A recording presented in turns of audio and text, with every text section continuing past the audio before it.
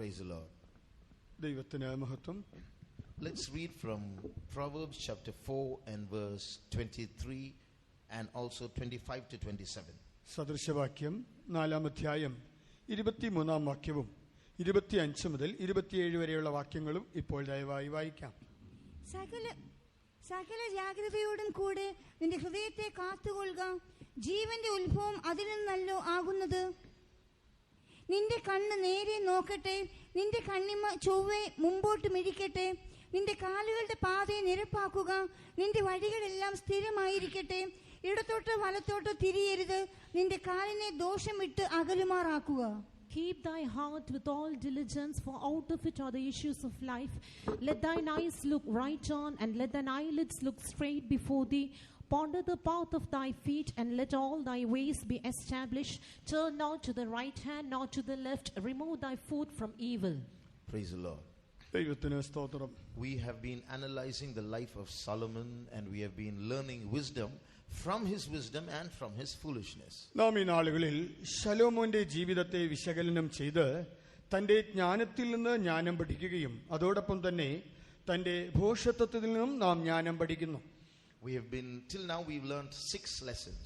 ഇതുവരെയും നാം 6 പാഠങ്ങൾ പഠിച്ചു. On the first day we learned 1 lesson. On the second day we learned 2 lessons. Yesterday we learned 3 lessons.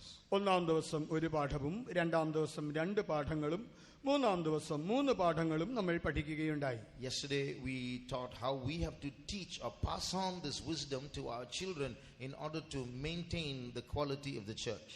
സഭയുടെ ഗുണനിലവാരത്തെ കാത്തു സൂക്ഷിക്കേണ്ടതിന് നാം നമ്മുടെ കുഞ്ഞുങ്ങളെ എങ്ങനെ പഠിപ്പിക്കണമെന്നും അവർക്ക് ഈ ഉപദേശത്തെ ഏത് വിധത്തിൽ കൈമാറണമെന്നും നാം ഇന്നലെ പഠിക്കുകയുണ്ടായി. The next lesson we saw yesterday was we should avoid extravagance, unnecessary expenditure, and we should love simplicity and please Christ, not ourselves. നാം ഇന്നലെ പഠിച്ചതായ വിഷയം എന്തെന്നാൽ നാം നമ്മുടെ ജീവിതത്തിൽ അനാവശ്യ ചിലവുകൾ, ധൂർത്തുകൾ ഒഴിവാക്കണം. നാം ലാളിത്യം കാത്ത് സൂക്ഷിക്കണം.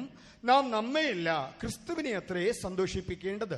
The third lesson that we learned yesterday was we have to use the wisdom and the abilities God has given us to do research on heavenly things, unlike Solomon, who started spiritually and then started doing research on worldly things.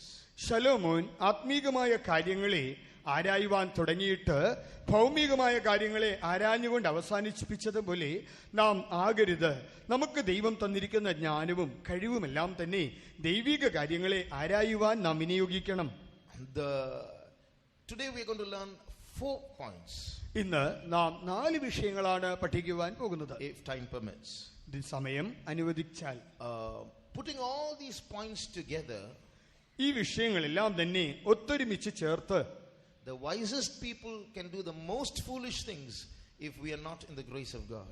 നാം ദൈവത്തിന്റെ കൃപയിലില്ല എങ്കിൽ ഏറ്റവും ബുദ്ധിമാന്മാർ ഏറ്റവും ബുദ്ധികേട് പ്രവർത്തിക്കും.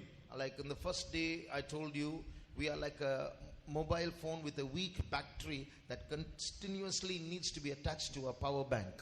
നോക്കുക, നമ്മുടെ കയ്യിലുള്ളതായ ബാറ്ററിയുടെ charge വളരെ കുറവാണ്. അത് വളരെ വീക്കായ ബാറ്ററി ആണെങ്കിൽ നാം അതിനെ പവർ ബാങ്കുമായിട്ട് അറ്റാച്ച് ചെയ്യാറുണ്ട്. We are like that. നാമും അങ്ങനെ തന്നെയാണ്. So we need to be constantly attached to Christ all the time, and the moment we get detached we start dying spiritually. നാം സദാ ക്രിസ്തുവുമായി ബന്ധിപ്പിക്കപ്പെട്ടവരായിരിക്കണം. എപ്പോഴാണോ വിച്ഛേദിക്കപ്പെടുന്നത് നാം ആത്മീകമായി അപ്പോൾ മരിക്കുന്നു. Some ask a question like this: is Solomon in heaven or not? ചിലർ ഇപ്രകാരം ഒരു ചോദ്യം ചോദിക്കുന്നുണ്ട്, ശലോമോൻ സ്വർഗത്തിലാണോ We cannot say. നരകത്തിലാണോ? നമുക്കത് പറയാൻ സാധ്യമല്ല. Some arguments are like the second part of Solomon's life was into backsliding. We don't read of any recovery. ചില വാദങ്ങൾ ഇങ്ങനെയാണ്, ശലോമോന്റെ ജീവിതത്തെ പിൻഭാഗം അത് പിന്മാറ്റത്തിലായിരുന്നു, തനിക്കൊരു മടങ്ങിവരവുണ്ടായിരുന്നതായി കാണുന്നില്ല. Another argument is in Hebrews chapter 11, the heroes of faith are mentioned, but Solomon's name is not there. മറ്റൊരു വാദം ഇപ്രകാരമാണ്, എബ്രായ ലേഖനം 11-ാം അധ്യായം വിശ്വാസ വീരന്മാരെ കുറിച്ച് പരാമർശിക്കുമ്പോൾ ആ പട്ടികയിൽ ശലോമോന്റെ പേര് ഉൾപ്പെടുത്തിയിട്ടില്ല. But when you read from 2 Samuel chapter 7, എന്നാൽ ശമൂവേലിന്റെ 2-ാം പുസ്തകം 7-ാം അധ്യായം we read there a prophecy about Solomon. ശലോമോനെ കുറിച്ച് ഒരു പ്രവചനം നമുക്ക് അവിടെ കാണാം. God is telling David, I'm going through your son, from someone who comes from your bowels, I will build my house. അവിടെ കർത്താവ് ഇങ്ങനെയാണ് പറയുന്നത്, നിന്റെ ഉദരത്തിൽ അഥവാ കടിപ്രദേശത്ത് നിന്ന് ഉത്ഭവിക്കുന്നതായ നിന്റെ പുത്രനിൽ നിന്ന് ഞാൻ നിന്റെ രാജ്യത്തെ പണിയും. In verse 14, God is saying, I will be Solomon's father and he shall be my son. 14-ാം വാക്യത്തിൽ പറയുന്നുണ്ട്, ഞാൻ ശലോമോന്റെ പിതാവായിരിക്കും, അവൻ എനിക്ക് മകനായിരിക്കും. And we read in the Proverbs how God keeps calling him my son in many verses. സദൃശവാക്യത്തിൽ പലയിടത്തും ദൈവം തന്നെ എന്റെ മകനെ എന്ന് വിളിക്കുന്നത് നമുക്ക് കാണുവാൻ കഴിയുന്നു. If Solomon does something wrong, I will chastise him with the rod of men. അവൻ എന്തെങ്കിലും തെറ്റ് ചെയ്താൽ ഞാൻ അവനെ മനുഷ്യന്മാരുടെ വടി കൊണ്ട് അടിക്കും. And then verse 15 says, but my mercy will not take away from him. 15-ാം വാക്യത്തിൽ പറയുന്നുണ്ട്, ഞാൻ എന്റെ ദയ അവനിൽ നിന്ന് എടുത്തു കളയുകയില്ല. I will not take it away like I took it from Saul. അവന്റെ മുൻഗാമിയായ ശൗലിൽ നിന്ന് ഞാൻ അത് എടുത്തു മാറ്റിയതുപോലെ അവനിൽ നിന്ന് എടുത്തു മാറ്റുകയില്ല. So from these verses we understand Solomon may have found mercy in God's sight. ഈ വാക്യത്തിൽ നിന്ന് നമുക്ക് മനസ്സിലാക്കിയെടുക്കുവാൻ കഴിയാവുന്ന കാര്യം, ഒരുപക്ഷെ ശലോമോന് ദൈവത്തിന്റെ കണ്ണുകളിൽ ദയ ലഭിച്ചിരിക്കാം. But this could also mean that Saul's son could not inherit the throne. God took away the mercy from Saul, but in that sense I will not take away my mercy from Solomon. Solomon's son will inherit the throne. ഒരുപക്ഷെ ഒരു ഇപ്രകാരമുള്ള ഒരു ആശയത്തിലായിരിക്കാം, ശൗലിൽ നിന്ന് കൃപ ദൈവം എടുത്തു മാറ്റി, അഥവാ അവന്റെ മകൻ രാജവാഴ്ചയിൽ വന്നില്ല. എന്നാൽ ശലോമോനിൽ നിന്ന് ദൈവം കൃപ എടുത്തു മാറ്റിയില്ല, അവന്റെ മകൻ രാജവാഴ്ചയിൽ വരികയുണ്ടായി. അങ്ങനെയും ആയിരിക്കാം. So we are not here to judge Solomon whether he was in hell or heaven, but we must learn lessons from his life. ആകയാൽ ശലോമോൻ സ്വർഗത്തിലോ നരകത്തിലോ എന്ന് വിധി കൽപ്പിക്കുവാനല്ല ഞങ്ങൾ തുനിയുന്നത്, അവന്റെ ജീവിതത്തിൽ നിന്ന് ചില പാഠങ്ങൾ പഠിക്കുവാൻ മാത്രം. So today we are going to learn a 7th lesson. ഇപ്പോൾ നമുക്ക് ഇന്ന് 7ാമത്തെ പാഠം പഠിക്കാം. And that is, do not underestimate your enemy. നിന്റെ ശത്രുവിനെ നീ വില കുറച്ച് കാണരുത്, കഴിവ് കുറച്ച് കാണരുത്. So in the key verse that we read, നാം വായിച്ച കുറിവാക്യത്തിൽ we read how Solomon is saying very strict things about protecting ourselves. നമ്മെ തന്നെ കാക്കുന്നത് എത്ര കാർക്കശ്യത്തോടെ ജാഗ്രതയോടെ ആയിരിക്കണമെന്ന് ശലോമോനോട് പറയുന്നു. Your heart is the fountain of life, so protect your heart very carefully. നിന്റെ ഹൃദയം ജീവന്റെ ഉറവിടമാകിയാൽ വളരെ ജാഗ്രതയോടെ ഹൃദയത്തെ നീ കാത്തുകൊള്ളുക. Don't look to the left or to the right, ponder the parts of your feet and walk straight ahead. ഇടത്തോട്ടോ വലത്തോട്ടോ നീ ചായരുത്, നീ നേരെ നോക്കി നീ നേരെ മുൻപോട്ട് നടക്കുക. In other words, if you want to protect your heart, don't let your mind get diverted. ആകയാൽ മറ്റൊരു വിധത്തിൽ പറയുകയാണെങ്കിൽ, നിന്റെ ഹൃദയം സൂക്ഷിക്കണമെങ്കിൽ നിന്റെ മനസ്സ് അതിന്റെ ശ്രദ്ധ വ്യതിചലിച്ചു പോകരുത്. In the same Proverbs chapter 4 we read about Solomon saying, don't stray into the paths of wicked men. In verse 14 we read that. 4-ാം അധ്യായം 14-ാം വാക്യത്തിൽ ഇപ്രകാരമാണ് ശലോമോൻ പറയുന്നത്, ദുഷ്ടന്മാരുടെ പാതയിൽ നീ ചെല്ലരുത്. And in the next verse he says, avoid it, pass not by it, turn away from it, pass away. ഇപ്രകാരം കൂടി തുടർന്ന് പറയുകയാണ്, അതിനോട് അകന്നു നിൽക്കുക, അതിൽ നടക്കരുത്, അത് വിട്ടുമാറി കടന്നു പോവുക. So you see, he's warning people, saying, don't even stray into that area, move away from it. താൻ ജനങ്ങൾക്ക് നൽകുന്ന മുന്നറിയിപ്പ് ഇങ്ങനെയാണ്, ആ മേഖലയിൽ നിൽക്കുക പോലും അരുത്, അത് വിട്ടു പോയി കളയുക. He also says, look not on wine when it is red. Don't even smell it, don't even look at it when it is red. വീഞ്ഞ് ചുവന്നിരിക്കുമ്പോൾ നീ അതിലേക്ക് നോക്കരുത്, അതിന്റെ മണം നീ ആസ്വദിക്കരുത്. So Solomon was giving us his wisdom in saying, when you enter into this world, protect your heart, be very careful in knowing your limits. ആകയാൽ ശലോമോൻ ഇങ്ങനെയാണ് പറയുന്നത്, നീ ഈ ലോകത്തിൽ വരുമ്പോൾ നിന്റെ പരിധികളും പരിമിതികളും മനസ്സിലാക്കി നീ നിന്റെ ഹൃദയത്തെ വളരെ ജാഗ്രതയോടെ കാത്തുകൊള്ളുക. So he was strictly warning us, saying, don't even go near certain areas. കർശനമായ മുന്നറിയിപ്പോടുകൂടിയാണ് താൻ പറയുന്നത്, ചില പ്രത്യേക സ്ഥലങ്ങളുടെ അടുക്കൽ പോലും പോകരുത്. But when you look at Solomon's personal life, എന്നാൽ ശലോമോന്റെ വ്യക്തിഗത ജീവിതം നോക്കിയാൽ we see that, he thought he knew how to keep his limits. തന്റെ പരിധികളെ എങ്ങനെ സൂക്ഷിക്കാൻ തനിക്ക് അറിയാം എന്ന് താൻ കരുതിയതായി കാണുന്നു. when we come back to Deuteronomy chapter 17 and read verse 17, ആവർത്തന പുസ്തകം 17-ാം അധ്യായം 17-ാം വാക്യത്തിലേക്ക് നാം മടങ്ങി വരുമ്പോൾ God tells the kings of Israel should not multiply wives. Israel രാജാക്കന്മാർ തങ്ങൾക്ക് അനേകം ഭാര്യമാരെ എടുക്കരുത് എന്ന് ദൈവം പറഞ്ഞിട്ടുണ്ട്. But very blatantly he multiplies wives. എന്നാൽ താൻ വളരെ തുനിഞ്ഞു തന്നെ തനിക്ക് ധാരാളം ഭാര്യമാരെ എടുത്തു. Why would he do that? Why would he so outrightly attempt to disobey God's commandment? എന്തുകൊണ്ടാണ് ഇത്രയും പരസ്യമായിട്ട് തുനിഞ്ഞ് താൻ ദൈവത്തിന്റെ കൽപ്പനകളെ ലംഘിക്കുന്നത്? See, he's a wise man. താൻ ഒരു ബുദ്ധിമാനായിരുന്നു. So he could argue very intricately, very in detail. വളരെ കുശാഗ്ര ബുദ്ധിയോടെ വളരെ കൗശലത്തോടെ തനിക്ക് വാദിച്ച് ജയിക്കുവാനുള്ള കഴിവുണ്ട്. What would have been the argument of Solomon the wise? അന്ന് ജ്ഞാനിയായ ശലോമോൻ ഉന്നയിച്ച വാദഗതികൾ എന്തായിരുന്നിരിക്കാം? Read verse 17. 17-ാം വാക്യം. അവന്റെ ഹൃദയം മറഞ്ഞു പോകാതിരിപ്പാൻ അനേകം ഭാര്യമാരെ അവൻ എടുക്കരുത്. Enough. Neither shall he multiply wives to himself, that his heart turn not away. So here the Bible gives a reason as to why the king of Israel should not multiply wives. ഇസ്രായേലിലെ രാജാക്കന്മാർ അനേകം ഭാര്യമാരെ എടുക്കുവാൻ പാടില്ല എന്നുള്ളതിന് Bible ഇവിടെ ഒരു കാരണം പറയുന്നുണ്ട്.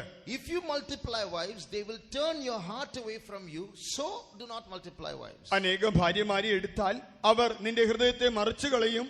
അതുകൊണ്ട് അനേകം ഭാര്യമാരെ നീ എടുക്കേണ്ട. So what would have Solomon's argument been? ശലോമോന്റെ വാദം എന്തായിരുന്നിരിക്കാം? What is God's mind?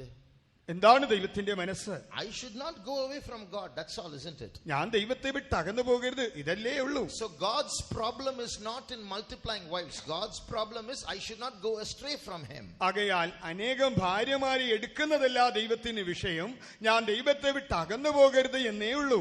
So if I can marry wives and still protect myself and not go after them, then I'm pleasing God still. That is God's mind. അപ്പോൾ ഞാൻ ധാരാളം ഭാര്യമാരെ എടുക്കുമ്പോൾ തന്നെയും എന്റെ ഹൃദയം ദൈവത്തെ വിട്ട് അകന്നു പോകാതെ ഞാൻ ഇരുന്നാൽ തീർച്ചയായിട്ടും ഞാൻ ദൈവത്തിന്റെ മനസ്സിനേറ്റ നിലയിൽ ജീവിക്കുകയും ഞാൻ ദൈവത്തെ സന്തോഷിപ്പിക്കുന്നവനാകുകയും ചെയ്യും. He thought he knew God's mind. Unfortunately, he did not know his own mind. താൻ ദൈവത്തിന്റെ മനസ്സറിയാമെന്ന് ചിന്തിച്ചു. നിർഭാഗ്യവശാൽ തന്റെ മാനസികാവസ്ഥ തനിക്ക് പിടികിട്ടിയില്ല. Read 1 Kings 11:3. 1 രാജാക്കന്മാർ 11-3 വാക്യം. അവന് 700 കുലീന പത്നികളും 300 വെപ്പാട്ടികളും ഉണ്ടായിരുന്നു. അവന്റെ ഭാര്യമാർ അവന്റെ ഹൃദയത്തെ വശീകരിച്ചു കളഞ്ഞു.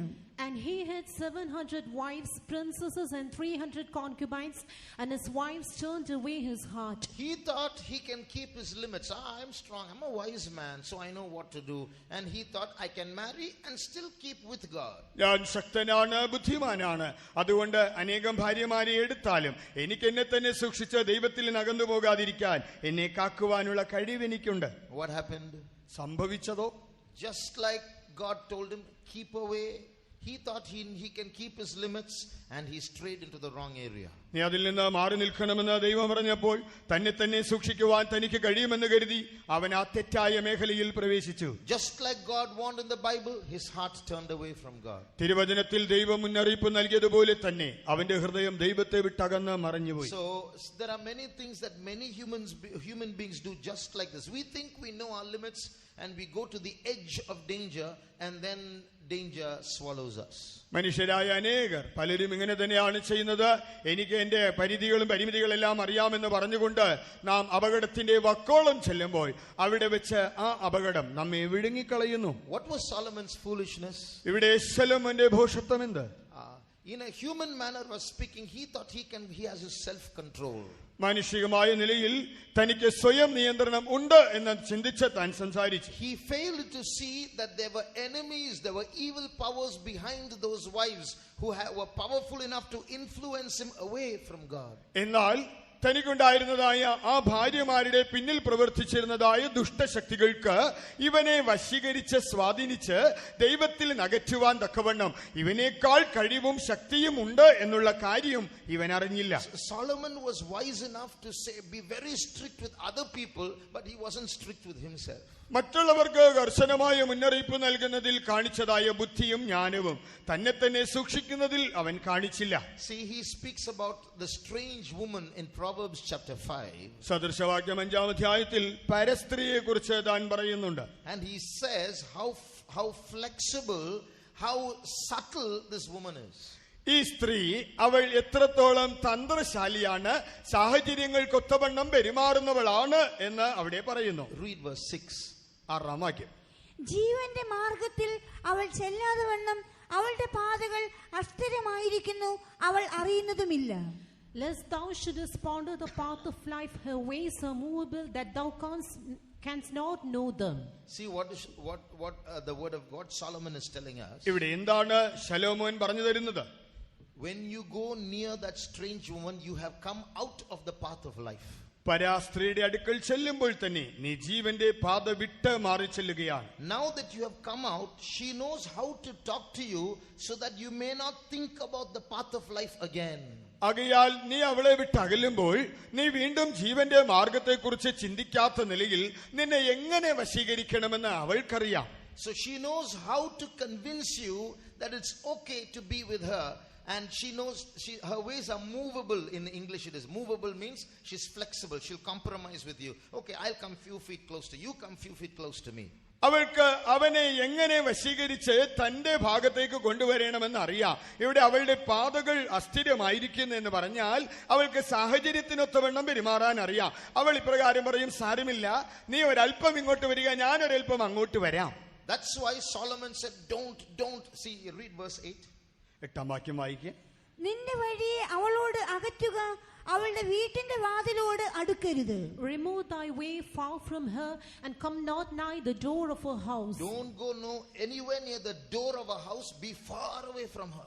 അവളുടെ വീടിന്റെ വാതിലിന്റെ അടുക്കൽ പോലും പോകരുത്, നീ ദൂരെ മാറി പോയിക്കൊള്ളുക. So this same Solomon who warned us about strange women thought he knew his limits, underestimated his enemy, and then went and married many strange women and then fell prey to all of them.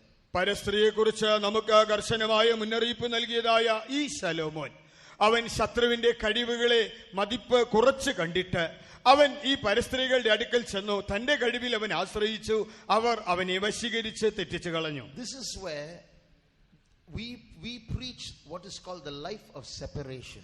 ഇവിടെ അത്രേ നാം വേർപാട് ജീവിതത്തെ കുറിച്ച് പ്രസംഗിക്കുന്നത്. This is why in our church we are very strict. We don't want to compromise. We say don't go anywhere to that area. അതുകൊണ്ട് തന്നെയാണ് നമ്മുടെ സഭ വേർപാടിന്റെ ഉപദേശം പറയുന്നത്, നാം വിട്ടുവീഴ്ച ചെയ്യേണ്ട കാര്യമില്ല, ആ മേഖലയുടെ അടുക്കൽ പോലും പോകുവാൻ പാടില്ല. One day one person from another church said, why are you like this, always separating yourself from other people? Does not the Bible say God so loved the world? നോക്കുക, മറ്റൊരു സഭയിലെ വ്യക്തി ഇങ്ങനെയാണ് പറഞ്ഞത്, നിങ്ങൾ എന്തുകൊണ്ടാണ് ആളുകളെ മറ്റുള്ളവരിൽ അകറ്റി വേർപെട്ട് ജീവിക്കണമെന്ന് പറയുന്നത്? തിരുവെഴുത്ത് ഇങ്ങനെയാണല്ലോ പറയുന്നത്, ദൈവം ലോകത്തെ ഇത്രത്തോളം സ്നേഹിച്ചു എന്ന്.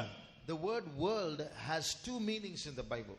ലോകമെന്ന വാക്കിന് ബൈബിളിൽ 2 അർത്ഥങ്ങളുണ്ട്. When the Bible says God so loved the world, it means he loved the people of the world. ദൈവം ലോകത്തെ സ്നേഹിച്ചു എന്ന് പറയുമ്പോൾ ലോകത്തിലെ ജനത്തെ സ്നേഹിച്ചു എന്നാണ് അതിന്റെ അർത്ഥം. In that sense, we also should love all the people of the world, including our enemies. അതേ അർത്ഥത്തിൽ നാമും നമ്മുടെ ശത്രുക്കൾ ഉൾപ്പെടെ ലോകത്തിലെ സകല ആളുകളെയും സ്നേഹിക്കണം.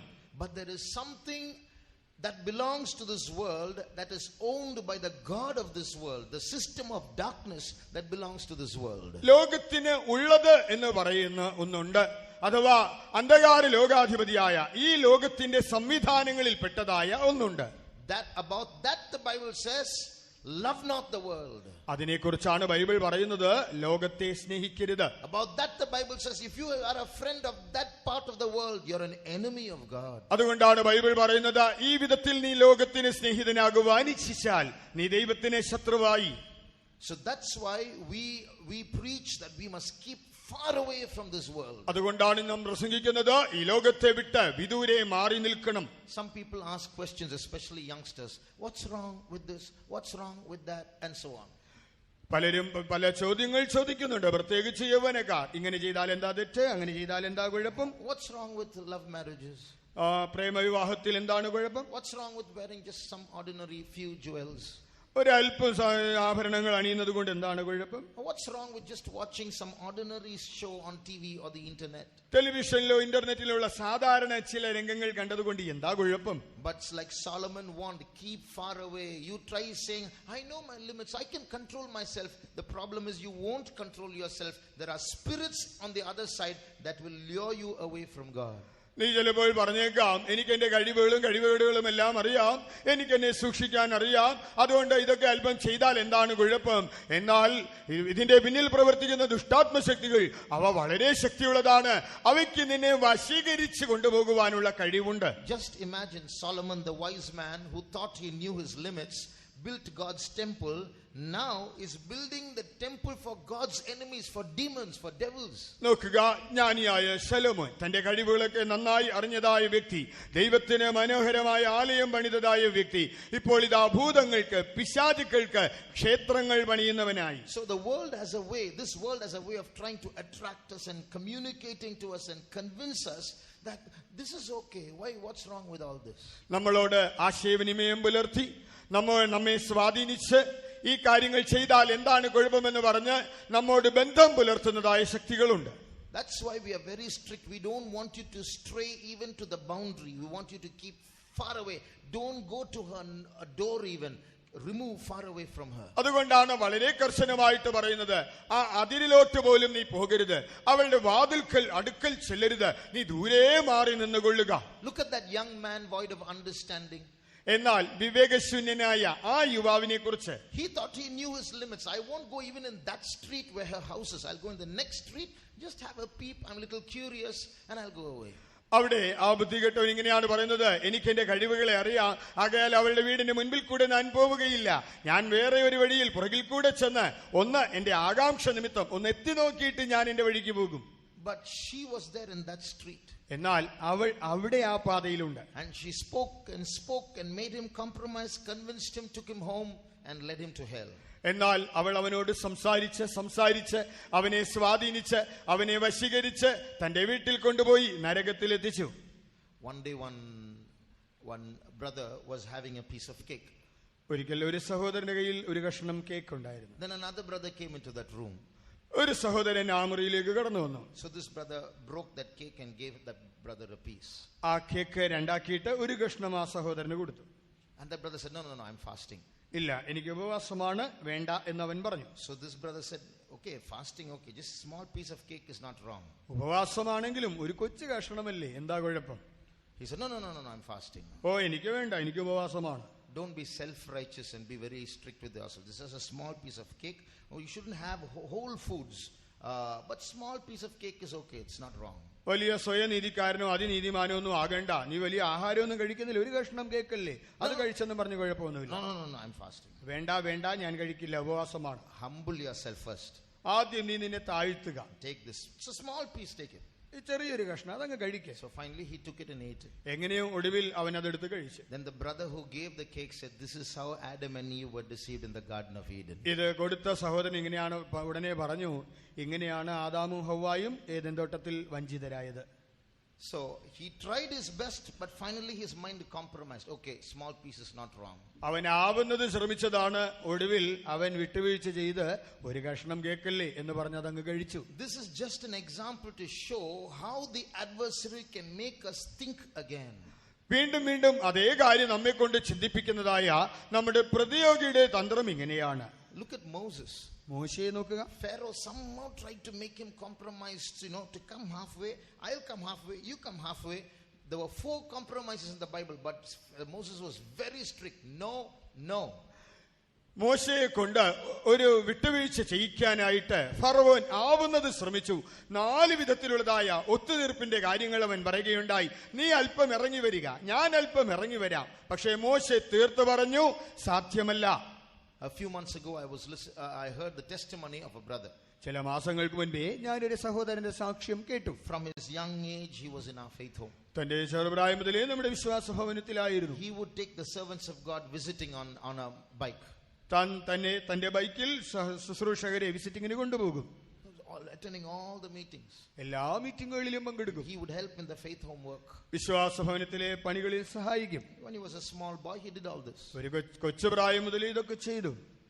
One day, on Saturday evening at about 5 o'clock in the evening, he went to a nearby ground just to watch a cricket match. ഒരു നാളിൽ ശനിയാഴ്ച ഒരു 5 മണിയോട് അടുത്ത സമയത്ത് അടുത്തുണ്ടായിരുന്ന ഒരു ഗ്രൗണ്ടിൽ നടന്ന ആ ക്രിക്കറ്റ് കളി ഒന്ന് കാണാൻ വേണ്ടി മാത്രം പോയി. Local boys were playing, that's all. അവിടെയുള്ളതായ കുട്ടികൾ അവിടെ കളിക്കുകയായിരുന്നു. Suddenly the cricket coach came to him. പെട്ടെന്ന് ആ ക്രിക്കറ്റിന്റെ കോച്ച് തന്റെ അടുക്കൽ വന്നു. You are a hockey player, isn't it? നീ ഒരു ഹോക്കി കളിക്കാരനല്ലേ? Yes. അവൻ പറഞ്ഞാതെ, have you played cricket? നീ ക്രിക്കറ്റ് കളിക്കുമോ? No, I haven't. ഇല്ല, കളിച്ചിട്ടില്ല. Why didn't you come and try? ഒന്ന് നോക്കിയാലോ? I haven't even held a bat in my life. ഞാൻ എന്റെ ജീവിതത്തിൽ ഇതുവരെ ബാറ്റ് കൈകൊണ്ട് തൊട്ടിട്ടില്ല. Never mind, you come, you try. ഓ, വന്നൊന്ന് നോക്കാം. He went. താനൊന്ന് പോയി. And he took the bat for the first time in his life. ജീവിതത്തിൽ ആദ്യമായിട്ട് ആ ക്രിക്കറ്റ് ബാറ്റ് കയ്യിലെടുത്തു. The first ball that he faced, he hit a sixer. ആദ്യത്തെ ball തന്നെ സിക്സർ ആക്കി. And everybody started admiring him. എല്ലാവരും തന്നെ പുകഴ്ത്തി പറഞ്ഞു. They said, come and join our team. അപ്പോൾ അവർ പറഞ്ഞു, നീ വന്ന് ഞങ്ങളുടെ ടീമിൽ ചേരണം. The first match he took a century. ആ ഒന്നാമത്തെ കളിയിൽ തന്നെ സെഞ്ചുറി അടിച്ചു. After that his name started coming in the papers. അതിനുശേഷമായി തന്റെ പേര് പത്രത്തിൽ വരാൻ തുടങ്ങി. That Saturday evening at 5 o'clock, that was the last. He left the church. For 30 years he never came to church. That was his testimony. നോക്കുക, അന്ന് ശനിയാഴ്ച 5 മണിക്ക് നമ്മുടെ സഭ വിട്ട് താൻ പോയ ആൾ പിന്നീട് 30 വർഷത്തേക്ക് നമ്മുടെ സഭയിൽ വന്നിട്ടേയില്ല. അതാണ് തന്റെ സാക്ഷി. But after that he came back. After he became a smoker, he became a drunkard, and he suffered lots and lots of sufferings. But by God's grace he's come back to the church. അതിനുശേഷമായിട്ട് താൻ പുകവലിക്കാരനായി, മദ്യപാനിയായി, പലവിധമായ കഷ്ടങ്ങളിലൂടെയെല്ലാം കടന്നുപോയി. ഒടുവിൽ ദൈവം തന്നെ വീണ്ടുമായി പിടിച്ച് നമ്മുടെ സഭയിലേക്ക് തിരിച്ചു കൊണ്ടുവന്നു. Even today he's getting many offers. He doesn't even have a proper job to look after his family, but he's getting many offers to be a cricket coach. We'll take you to Singapore. Why are you losing your talents like this? തന്റെ കുടുംബത്തെ നോക്കാൻ ഒരു നല്ല ജോലി പോലും തനിക്കിപ്പോഴില്ല. തനിക്കിപ്പോഴും ധാരാളം വാഗ്ദാനങ്ങൾ വരുന്നുണ്ട്. ഞങ്ങളുടെ ടീമിന്റെ ക്രിക്കറ്റ് കോച്ചായിരിക്കുക, നിന്നെ സിംഗപ്പൂരിലേക്ക് കൊണ്ടുപോകാം. എന്തുകൊണ്ടാണ് നിന്റെ കഴിവുകളും താലന്തുകളും നീ വെറുതെ കളയുന്നത്? So I asked him, what if Saturday Sundays are free? Why can't you be a coach? What's wrong with that? അപ്പോൾ ഞാൻ ചോദിച്ചു, നിങ്ങൾക്ക് ആ 2 ദിവസങ്ങളിൽ പോയി ഒരു കോച്ചായിരുന്നാൽ എന്താ കുഴപ്പം? He said, brothers, coaches will never have Saturday Sunday free. Those are the most important days for them. Not only that, this is a spirit that took me away. I don't want to get entangled in that spirit. അപ്പോൾ താൻ പറഞ്ഞു, ബ്രദറെ, ഈ കോച്ചുകൾക്ക് ശനിയും ഞായറും അവധിയില്ല. അന്നാണ് അവർക്ക് വളരെ തിരക്ക്. മാത്രമല്ല, ഇതൊരു ദുരാത്മാവാണ്. ഇത് എന്നെ വശീകരിച്ചൊരിക്കൽ കൊണ്ടുപോയതാണ്. വീണ്ടും അതിൽ പോകാൻ എനിക്ക് താല്പര്യമില്ല. Now do we realize why we are so strict? A small thing, it started just watching a cricket match became a journey of backsliding. നോക്കുക, നാം എന്തുകൊണ്ടാണ് ഈ കാര്യത്തിൽ ഇത്രത്തോളം കർശനമായിരിക്കുന്നതെന്ന് മനസ്സിലാക്കുക. ഒരു ക്രിക്കറ്റ് കളി അല്പമെന്ന് കാണുന്നത് തന്നെ ദൈവത്തെ വിട്ട് നമ്മെ വിദൂരതയിലേക്ക് കൊണ്ടുപോയി കളയും. So let's learn wisdom from the words of Solomon, and let's learn wisdom from the foolishness of Solomon. ആകയാൽ ശലോമോന്റെ ജ്ഞാനത്തിൽ നിന്ന് നമുക്ക് ജ്ഞാനം പഠിക്കാം.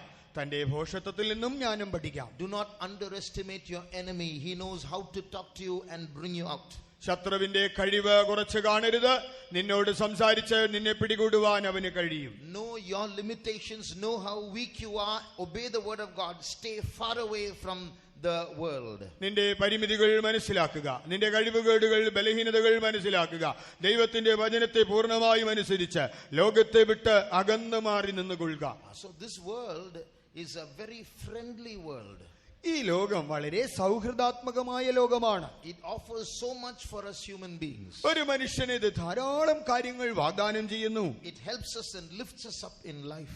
അത് നമ്മുടെ ജീവിതത്തിൽ നമ്മെ തുണയ്ക്കുന്നു, നമ്മെ താങ്ങുന്നു. But the reason why we should not give a hand to that friendly world is because that world is the enemy of Jesus Christ.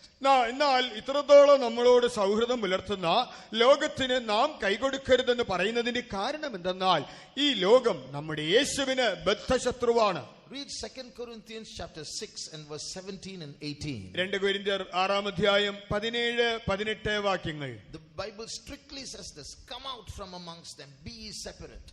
Bible വളരെ കർശനമായിട്ടാണ് പറയുന്നത്, അവരുടെ നടുവിൽ നിന്ന് പുറപ്പെട്ട് വേർപെട്ടിരിപ്പിൻ. Don't touch the unclean thing. അശുദ്ധമായതൊന്നും തുടരുത്. Then I will receive you and I will be a father to you and you will be my sons and daughters. അപ്പോൾ ഞാൻ നിങ്ങളെ കൈക്കൊണ്ട് ഞാൻ നിങ്ങൾക്ക് പിതാവും നിങ്ങൾ എനിക്ക് പുത്രന്മാരും പുത്രിമാരുമായിരിക്കും. So if we compromise with this world, ആകയാൽ ലോകത്തോട് നാം സന്ധി ചെയ്താൽ, one foot there, one foot here. ഒരു കാൽ വെയ്പ് അങ്ങോട്ടും ഒരു ചുവട് അങ്ങോട്ടും ഒരു ചുവട് ഇങ്ങോട്ടുമായാൽ. In English they say, enjoying the best of both worlds. ഇംഗ്ലീഷിൽ ഇങ്ങനെ ഒരു ചൊല്ലുണ്ട്, രണ്ട് ലോകത്തിലെയും മെച്ചപ്പെട്ടത് അനുഭവിക്കുക. Here you enjoy what as much as possible, there also you enjoy as much as possible. ഇവിടെ കഴിയുന്നിടത്തോളം അനുഭവിക്കുക, അവിടെയും ഉള്ളത് കഴിയുന്നിടത്തോളം അനുഭവിക്കുക. But the thing is, we enjoy the world and we experience the world and come here. What is the gap? We may come to church, but how do we know that the Father is receiving us? എന്നാൽ നിങ്ങൾ ലോകത്തിൽ ചെന്ന് അവിടെയുള്ളതെല്ലാം അനുഭവിക്കുകയും ആസ്വദിക്കുകയും ചെയ്യുന്നു. നിങ്ങൾ വീണ്ടും ചർച്ചിലേക്ക് വരുന്നു, പക്ഷെ നിങ്ങളുടെ പിതാവ് നിങ്ങളെ കൈക്കൊള്ളുന്നോ ഇല്ലയോ എന്ന് എങ്ങനെ അറിയാം? We may sitting in the congregation. How do we know that God says, I am your father? ഈ സംഘത്തിന്റെ മധ്യേ നിങ്ങൾ ഇരുന്നേക്കാം, പക്ഷെ ദൈവം നിങ്ങളെ നോക്കി ഞാൻ നിങ്ങൾക്ക് പിതാവായിരിക്കുമെന്ന് എങ്ങനെ പറയുമെന്ന് എങ്ങനെ അറിയാം? Because we are enjoying life with God's enemy. എന്തുകൊണ്ടെന്നാൽ ദൈവത്തിന്റെ ശത്രുവോടുള്ള ജീവിതത്തെയല്ലേ നമ്മൾ ആസ്വദിച്ചു കൊണ്ടിരിക്കുന്നത്. We cannot serve two masters. രണ്ട് യജമാനന്മാരെ സേവിക്കാൻ നമുക്ക് സാധ്യമല്ല. A person who loves the world cannot love God. He can pretend to love God. ലോകത്തെ സ്നേഹിക്കുന്നവന് ദൈവത്തെ സ്നേഹിക്കാൻ സാധ്യമല്ല. സ്നേഹിക്കുന്നത് പോലെ അഭിനയിക്കാൻ വേണമെങ്കിൽ കഴിഞ്ഞേക്കും. It's 100% guarantee that those who love the world cannot love God. 100% തറപ്പിച്ച് പറയാം, ലോകത്തെ സ്നേഹിക്കുന്നവന് ഒരു നാളും ദൈവത്തെ സ്നേഹിക്കാൻ സാധ്യമല്ല. In the Old Testament, God warned the children of Israel many times, don't make any covenant with those nations. പഴയ നിയമ കാലയളവിൽ ദൈവം ഇസ്രായേൽ മക്കൾക്ക് പല മുന്നറിയിപ്പുകൾ നൽകിയിട്ടുണ്ട്. ഇങ്ങനെയുള്ള ജാതികളുമായിട്ട് യാതൊരു ഉടമ്പടിയും ചെയ്യരുത്. But we see the Israelites compromising. എന്നാൽ ഇസ്രായേലർ അവരുമായി സന്ധി ചെയ്തതായി കാണാം. When they went into Canaan, അവർ കനാനിൽ ചെന്നപ്പോൾ they drove out many of those nations and kings. അനേക ജാതികളെയും രാജാക്കന്മാരെയും തുരത്തി. But the Bible also speaks of certain pockets where they compromised and did not drive out the nations. എന്നാൽ ചില മേഖലകളിൽ അവർ വിട്ടുവീഴ്ച ചെയ്തതായിട്ടും ജാതികളെ തുരത്തി ഓടിച്ചില്ല എന്നും നമുക്ക് കാണുവാൻ കഴിയും. And God told them, I asked you to drive them out. Why didn't you drive them out? അവരെ പൂർണ്ണമായും തുരത്തി ഓടിക്കാൻ ഞാൻ ആവശ്യപ്പെട്ടിട്ട് നിങ്ങൾ എന്തുകൊണ്ടത് ചെയ്തില്ല? Therefore their gods will be a snare to you. ആകയാൽ അവരുടെ ദേവന്മാർ നിങ്ങൾക്കൊരു കെണിയായിരിക്കും എന്ന് ദൈവം പറഞ്ഞു. So just imagine, we lose our life of separation to enjoy something of the world, but then the result of it is behind that there are gods. They will take power over us. നോക്കുക, നാം ഈ വേർപാട് വിട്ടുകളഞ്ഞിട്ട് ലോകത്തിലെ ചില കാര്യങ്ങൾ ആസ്വദിക്കാൻ തുനിഞ്ഞാൽ അതിന്റെ പിറകിലുള്ളതായ ചില ദുരാത്മാക്കളുണ്ട്. അവ നമ്മെ കീഴ്പ്പെടുത്തും. King Asa, he made a league with the king of Syria to come and help him with the to fight against the king of the northern Israel. ആസ രാജാവ് അരാമ്യ രാജാവുമായിട്ട് ഒരു ഉടമ്പടി ചെയ്തു. അതെന്തുകൊണ്ടെന്നാൽ വടക്കൻ ഇസ്രായേൽ രാജാവുമായിട്ട് ഒരു യുദ്ധത്തിന് വേണ്ടി. And God asked him, who asked you to do? Didn't I help you till now? Who asked you to go and make a league with that Syrian? ഇതുവരെയും ഞാൻ നിന്നെ സഹായിച്ചിട്ട് നീ ഇപ്പോൾ അരാമ്യരുമായിട്ട് സഖ്യത ചെയ്യുവാൻ പോയതെന്തിന്?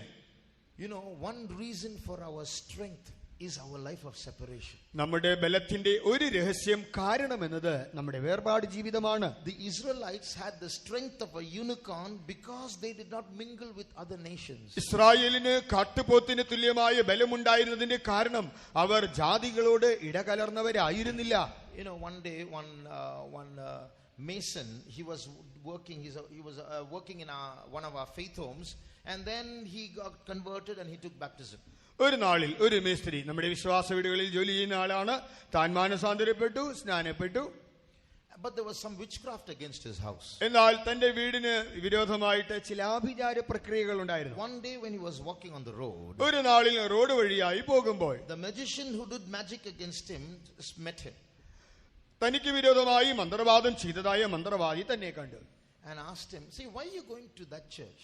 നീ എന്തുകൊണ്ടാണ് ആ സഭയിൽ പോകുന്നത്? So many other churches. എത്രയോ സഭകളുണ്ട്. You can go to one of those churches. അങ്ങനെ ഏതെങ്കിലും ഒന്നിൽ പോയിക്കൂടെ? Why are you going to that church? എന്തുകൊണ്ടാണ് ഈ സഭയിൽ പോകുന്നത്? So this man did not know how to answer that. മറുപടി എന്തു പറയണമെന്ന് ഈ പാവപ്പെട്ടവൻ അറിഞ്ഞുകൂടാ. Because he was new to Christianity. താൻ ക്രിസ്ത്യാനിത്വത്തിൽ പുതുതായി വന്നയാളാണ്. So he came to that church and he asked me. താൻ സഭയിലേക്ക് മടങ്ങി വന്ന് എന്നോട് പ്രകാരം ചോദിച്ചു. This man is asking like this. I didn't know what to answer. ആ മനുഷ്യൻ ഇങ്ങനെ പറയുന്നു, മറുപടി എന്ത് പറയണമെന്ന് എനിക്ക് അറിഞ്ഞുകൂടാ. I asked him, what is that man's problem? Which church you go to? നീ ഏത് സഭയിൽ പോയാൽ അവൻ എന്താ കുഴപ്പമെന്ന് ഞാൻ ചോദിച്ചു. That's what I'm wondering, brother, he said. അത് തന്നെയാണ് എനിക്ക് മനസ്സിലാകാത്തത്. I said, no, there's a big problem for him. ഞാൻ പറഞ്ഞു, ഇല്ല, നീ ഇവിടെ വരുന്നതാണ് അവന്റെ പ്രശ്നം. We are strict with you, therefore there's a big wall of protection. He knows where you go to some other church where everything is compromised, you lose your protection. His magic is not working against you. That's why he is prompting you to go somewhere else. ഞാൻ പറഞ്ഞു, ഞങ്ങൾ നിങ്ങളുടെ കാര്യത്തിൽ വളരെ കർശനമായി ഇടപെടുന്നതുകൊണ്ട് നിനക്ക് ചുറ്റിലും ഒരു സംരക്ഷണ ഭിത്തിയുണ്ട്. എന്നാൽ മറ്റു സഭയിൽ പോയാൽ പലതുമായിട്ടും വിട്ടുവീഴ്ച ചെയ്യുന്നു. അപ്പോൾ നിനക്കൊരു സംരക്ഷണം കിട്ടുകയില്ല. അപ്പോൾ അവന്റെ മന്ത്രവാദം ഫലിക്കും. ഇപ്പോൾ ഫലിക്കുന്നില്ല. അതുകൊണ്ടാണ് ഈ സഭ വിട്ട് വേറെ എവിടെയെങ്കിലും പോകാൻ അവൻ ആവശ്യപ്പെടുന്നത്. Balaam was an international magician. ബലയാം ഒരു അന്താരാഷ്ട്ര മന്ത്രവാദി. The Bible calls him a soothsayer. Bible അവനെ ലക്ഷണവിദ്യക്കാരൻ എന്ന് പറയുന്നു. In Numbers chapter 24 and verse 1, we read that he sought enchantments in former times. സംഖ്യാപുസ്തകം 24 അധ്യായം 1 വാക്യത്തിൽ കാണുമ്പോൾ അവൻ മുൻകാലങ്ങളിൽ ലക്ഷണം പറയുമായിരുന്നു. So he realized that these people cannot be attacked by magic. ആകയാൽ മന്ത്രവാദ വിദ്യ കൊണ്ട് ഈ ജനങ്ങളെ ആക്രമിക്കാൻ പറ്റില്ല എന്നവന് മനസ്സിലായി. That's why he said there is no enchantment against Israel or divination against Jacob. അതുകൊണ്ടാണ് അവൻ പറയുന്നത്, ആഭിചാരം യാക്കോബിന് ഫലിക്കുകയില്ല, ലക്ഷണവിദ്യ ഇസ്രായേലിന് പറ്റുകയില്ല. Finally he left. I can't do anything, sir, I'm leaving. പിന്നീട് അവൻ പറഞ്ഞു, എന്നെ കൊണ്ട് ഇതൊന്നും നടക്കില്ല, ഞാൻ പോവുകയാണ്. Before he left, എന്നാൽ പോകും മുമ്പേ he told a secret to Balak. അവൻ ബാലാക്കിന് ഒരു രഹസ്യം പറഞ്ഞിട്ട് പോയി. See, I'll tell you something. ഞാനൊരു കാര്യം പറയട്ടെ. Do it, you will succeed. അത് ചെയ്താൽ നീ ജയിക്കും. It's called in Numbers 31:16, it's called the counsel of Balaam. സംഖ്യാപുസ്തകം 31:16 കാണുമ്പോൾ ബലയാമിന്റെ ആലോചന എന്നവിടെ കാണാം. Read that verse, please. വായിക്കാം. ഇവരത്രേ പെയോരിന്റെ സംഗതിയിൽ ബിലയാമിന്റെ ഉപദേശത്താൽ ഇസ്രായേൽ മക്കൾ യഹോവയോട് ദ്രോഹം ചെയ്യുവാനും യഹോവയുടെ സഭയിൽ ബാധ ഉണ്ടാവാനും ഹേതുവായത്. Behold, these caused the children of Israel through the counsel of Balaam. Counsel of Balaam. ബിലയാമിന്റെ ഉപദേശം. What is this counsel of Balaam? എന്താണ് ഈ ബിലയാമിന്റെ ഉപദേശം? Balak, come here, I'll give you an idea. ഞാൻ അതിനെക്കുറിച്ച് നിങ്ങൾക്ക് ഒരു ധാരണ നൽകാം. Balak, he told Balak, താൻ ബാലാക്കിനോട് പറയുന്നു, you give me so much money, I have not succeeded, but I'll give you an idea before I go. നീ എനിക്ക് ഒരുപാട് പണം തന്നതാണ്, പക്ഷേ എന്റെ കാര്യങ്ങളൊന്നും നടന്നില്ല. ആകയാൽ നീ ജയിക്കാൻ വേണ്ടി ഞാൻ പോകുന്നതിന് മുമ്പ് ഒരു ഐഡിയ പറഞ്ഞു തരാം. The reason for their strength is they are exclusive, they are separate from others. അവരുടെ ബലത്തിന്റെ രഹസ്യം എന്തെന്നാൽ അവർ മറ്റുള്ളവരിൽ നിന്ന് വളരെ മാറി നിൽക്കുന്നവരാണ്, വേർപെടുന്നവരാണ്. What you must do is send your daughters to Israel. നീ ചെയ്യേണ്ടത് നിങ്ങളുടെ പുത്രിമാരെ ഇസ്രായേലിലേക്ക് പറഞ്ഞു വിടുക. Let those sons of Israel marry the daughters of Moab. ഇസ്രായേലിലെ ആൺകുട്ടികൾ ഇവിടുത്തെ പെൺകുട്ടികളെ കല്യാണം കഴിക്കട്ടെ. When this happens, they will lose their separation. ഇത് സംഭവിക്കുമ്പോൾ അവരുടെ വേർപാട് നഷ്ടമാകും. And they will lose their strength. അവരുടെ ബലവും പോകും. So when this counsel, when Balak executed this counsel, Balak ഈ ആലോചന നടപ്പിൽ വരുത്തിയപ്പോൾ he did not have to do witchcraft against them. God himself became their enemy. അവർക്കെതിരായിട്ട് ഇവൻ ആഭിചാരമൊന്നും ചെയ്യേണ്ടി വന്നില്ല, ദൈവം തന്നെ അവരുടെ ശത്രുവായി മാറി. So that's why this life of separation, not mingling with others, not having worldly habits, even if they are close relatives, is very important for our spiritual strength. ആകയാൽ ജാതികളോട് ഇടകലരുത്, അവരുടെ ശീലങ്ങളിൽ ആചാരങ്ങളിൽ കൊടുങ്ങരുത്, എത്ര അടുത്ത ചാർച്ചക്കാരായാലും അങ്ങനെ ചെയ്തെങ്കിൽ മാത്രമേ നമ്മുടെ ആത്മീക ബലം നമുക്ക് കാക്കുവാൻ സാധിക്കൂ. But unfortunately we are slowly losing our separation.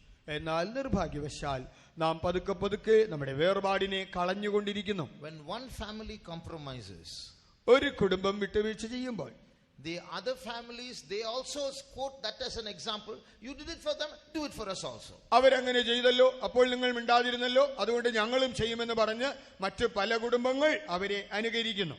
Instead of trying to stop that, അതിനെ നിർത്തുവാൻ ശ്രമിക്കുന്നതിന് പകരം About 30 years ago, when the television had not yet come to India, 30 വർഷങ്ങൾക്ക് മുൻപേ ടെലിവിഷൻ അതുവരെ ഇന്ത്യയിൽ വേണ്ട നിലയിൽ വന്നിട്ട് പോലുമില്ല. not 30, 40 years ago, ഒരു 40 വർഷത്തിന് മുൻപേ one believer went to a country abroad, I think it was Germany, and came back with a television set. ഒരു വിശ്വാസി ജർമ്മനിയിലാണ് തോന്നുന്നു താൻ വിദേശത്ത് പോയിട്ട് ഒരു ടെലിവിഷൻ സെറ്റുമായിട്ട് തിരിച്ചു വന്നു. That was the first time TV was coming in. TV ആദ്യമായിട്ട് അകത്ത് നുഴയുന്നത് അപ്പോഴാണ്. So what the other believers did, മറ്റു വിശ്വാസികൾ they all went to the brother in charge. എല്ലാവരും ബ്രദറൻ ചർച്ചിലേക്ക് പോയി. Brother, in the next communion service, if that brother is going to take communion, we will all back off. ആ വ്യക്തിക്ക് കർത്തൃമേശ കൊടുത്താൽ ഞങ്ങൾ ആരും തന്നെ അതിൽ പങ്കെടുക്കുകയില്ല. So that brother was forced to sell his television. അങ്ങനെ ആ സഹോദരൻ തന്റെ ടെലിവിഷൻ സെറ്റ് വിൽക്കുവാൻ നിർബന്ധിതനായി. But today, what if one person buys a television, the other person are ready to quote that and buy their television. എന്നാൽ ഇന്ന് എങ്ങനെയാണ്? ഒരാൾ television മേടിച്ചാൽ അത് ചൂണ്ടിക്കാണിച്ചിട്ട് ബാക്കിയുള്ളവരെല്ലാം വാങ്ങാൻ ഒരുങ്ങി നിൽക്കുന്നു. So we are waiting for an excuse to compromise and make a league with the world. ആകയാൽ ലോകവുമായി സഖ്യത ചെയ്യേണ്ടതിനായിട്ട് എന്തെങ്കിലും ഉടന്തൻ ന്യായം പറയുവാനായിട്ട് അവസരം പാർത്തിരിക്കുന്നു. So that's where we are slowly losing our authority, our strength. എങ്ങനെയാണ് നമ്മുടെ അധികാരവും ബലവും ഒക്കെ നമുക്ക് പതുക്കെ ഇല്ലാതെയാകുന്നത്? When Israel mixed with the other nations, they lost their strength. Israel മറ്റു ജാതികളോട് ഇടകലർന്നപ്പോൾ അവരുടെ ബലം നഷ്ടമായി. So we must receive this with a revelation and keep away. Love not the world, neither the things that are in the world. ആകയാൽ നാം ഈ വെളിപ്പാട് മുറുകെ പിടിച്ചുകൊണ്ട് ലോകത്തെയും അതിലുള്ളതിനെയും സ്നേഹിക്കരുത് എന്നുള്ള വചനത്തെ മുറുകെ പിടിച്ച് ജീവിക്കാം. Can we read that verse, please? ആ വാക്യം ദയവായി വായിക്കാം. 1 John chapter 2, and I think it's verse 15. 1 യോഹന്നാൻ 2-ാം 15-ാം വാക്യം. ലോകത്തെയും ലോകത്തിലുള്ളതിനെയും സ്നേഹിക്കരുത്. ഒരുവൻ ലോകത്തെ സ്നേഹിക്കുന്നുവെങ്കിൽ അവനിൽ പിതാവിന്റെ സ്നേഹമില്ല. Love not the world, neither the things that are in the world. If any man love the world, the love of the Father is not in him. Please listen very carefully. വളരെ ശ്രദ്ധയോടെ കേൾക്കണമേ. You have a car, നിങ്ങൾക്കൊരു കാറുണ്ട്. but do you love your car? നിങ്ങൾ നിങ്ങളുടെ കാറിനെ സ്നേഹിക്കുന്നുണ്ടോ? You have a mobile phone. നിങ്ങൾക്കൊരു മൊബൈൽ ഫോണുണ്ട്. Do you love your mobile phone? Mobile phone സ്നേഹിക്കുന്നുണ്ടോ? Those are the things of the world. The car is in the world, the mobile is in the world. You can have it, but if you love it, the love of the Father is not in you. ഇവയെല്ലാം ലോകത്തിൻ്റെതാണ്. നിങ്ങൾക്ക് അതുണ്ടായിരിക്കാം, പക്ഷെ നിങ്ങൾ അതിനെ സ്നേഹിച്ചാൽ പിതാവിന്റെ സ്നേഹം നിങ്ങളിൽ ഇല്ല. So this is how our heart should not go after. There are some things which are necessary, but if our heart goes after it and we love those things, the Bible says, love not the things of this world. If we love them, God's love is not in us. ഇങ്ങനെയാണ് ചില കാര്യങ്ങൾ. അത് നമുക്ക് അത്യാവശ്യം വേണ്ടതാണ്. എന്നാൽ നമ്മൾ അതിനെ സ്നേഹിക്കുന്നുവെങ്കിൽ, നമ്മുടെ ഹൃദയം അതിന്റെ പിന്നാലെ പോകുന്നുവെങ്കിൽ അത് ലോകത്തിലുള്ളതാണ്. ലോകത്തിലുള്ളതിനെ സ്നേഹിച്ചാൽ പിതാവിന്റെ സ്നേഹം നമ്മളില്ല എന്ന് പറയുന്നത് പോലെ നമ്മുടെ പിതാവിന്റെ സ്നേഹം നമുക്ക് ലഭിക്കാതെ വരുന്നു. Now we will learn lesson 8. 8ാമത്തെ പാഠം പഠിക്കാം. So from Solomon's life we're going to learn the 8th lesson. ശലോമോന്റെ ജീവിതത്തിൽ നിന്ന് നാം ഇപ്പോൾ 8ാമതൊരു പാഠം പഠിക്കുന്നു. The 8th lesson is, be a peacemaker but not a men pleaser.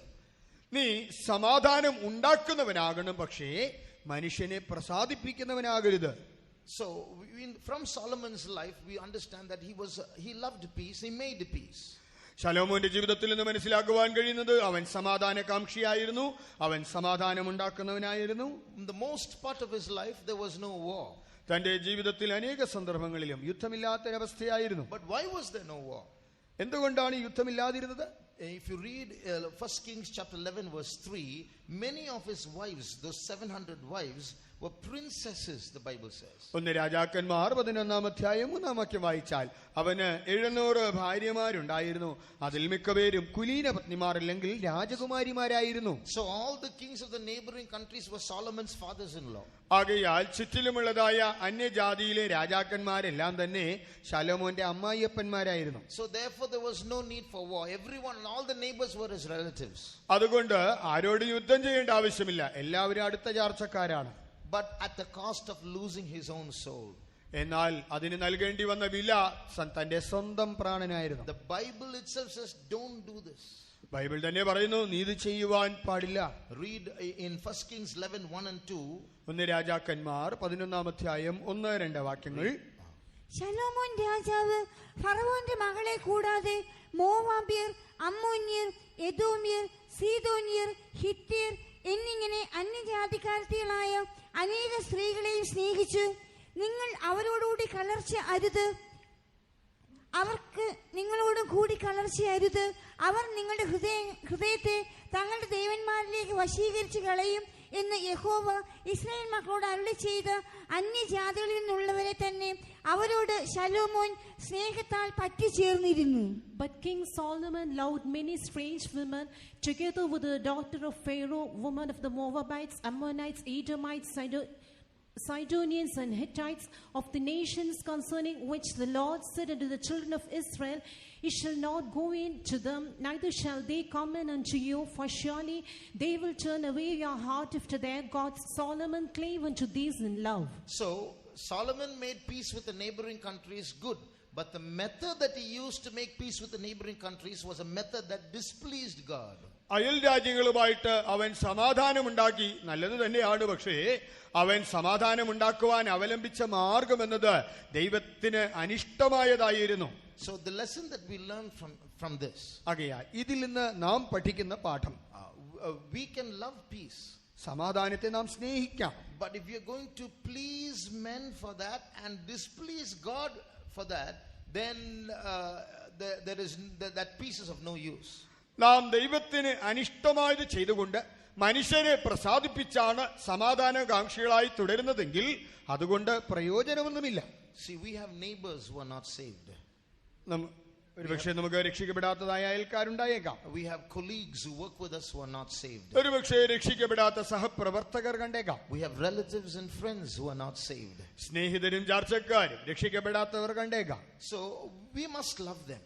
നാം അവരെ തീർച്ചയായും സ്നേഹിക്കണം. We must have peace with them. അവരോട് തീർച്ചയായും സമാധാനത്തിൽ കഴിയണം. But when truth crosses love, എന്നാൽ ആ സ്നേഹത്തിൽ സത്യം എന്നുള്ളൊരു ഭാഗം വരുന്ന സമയത്ത്, in other words, when a point comes when our friendship demands that we sacrifice or sell some truth, then we should not sacrifice the truth.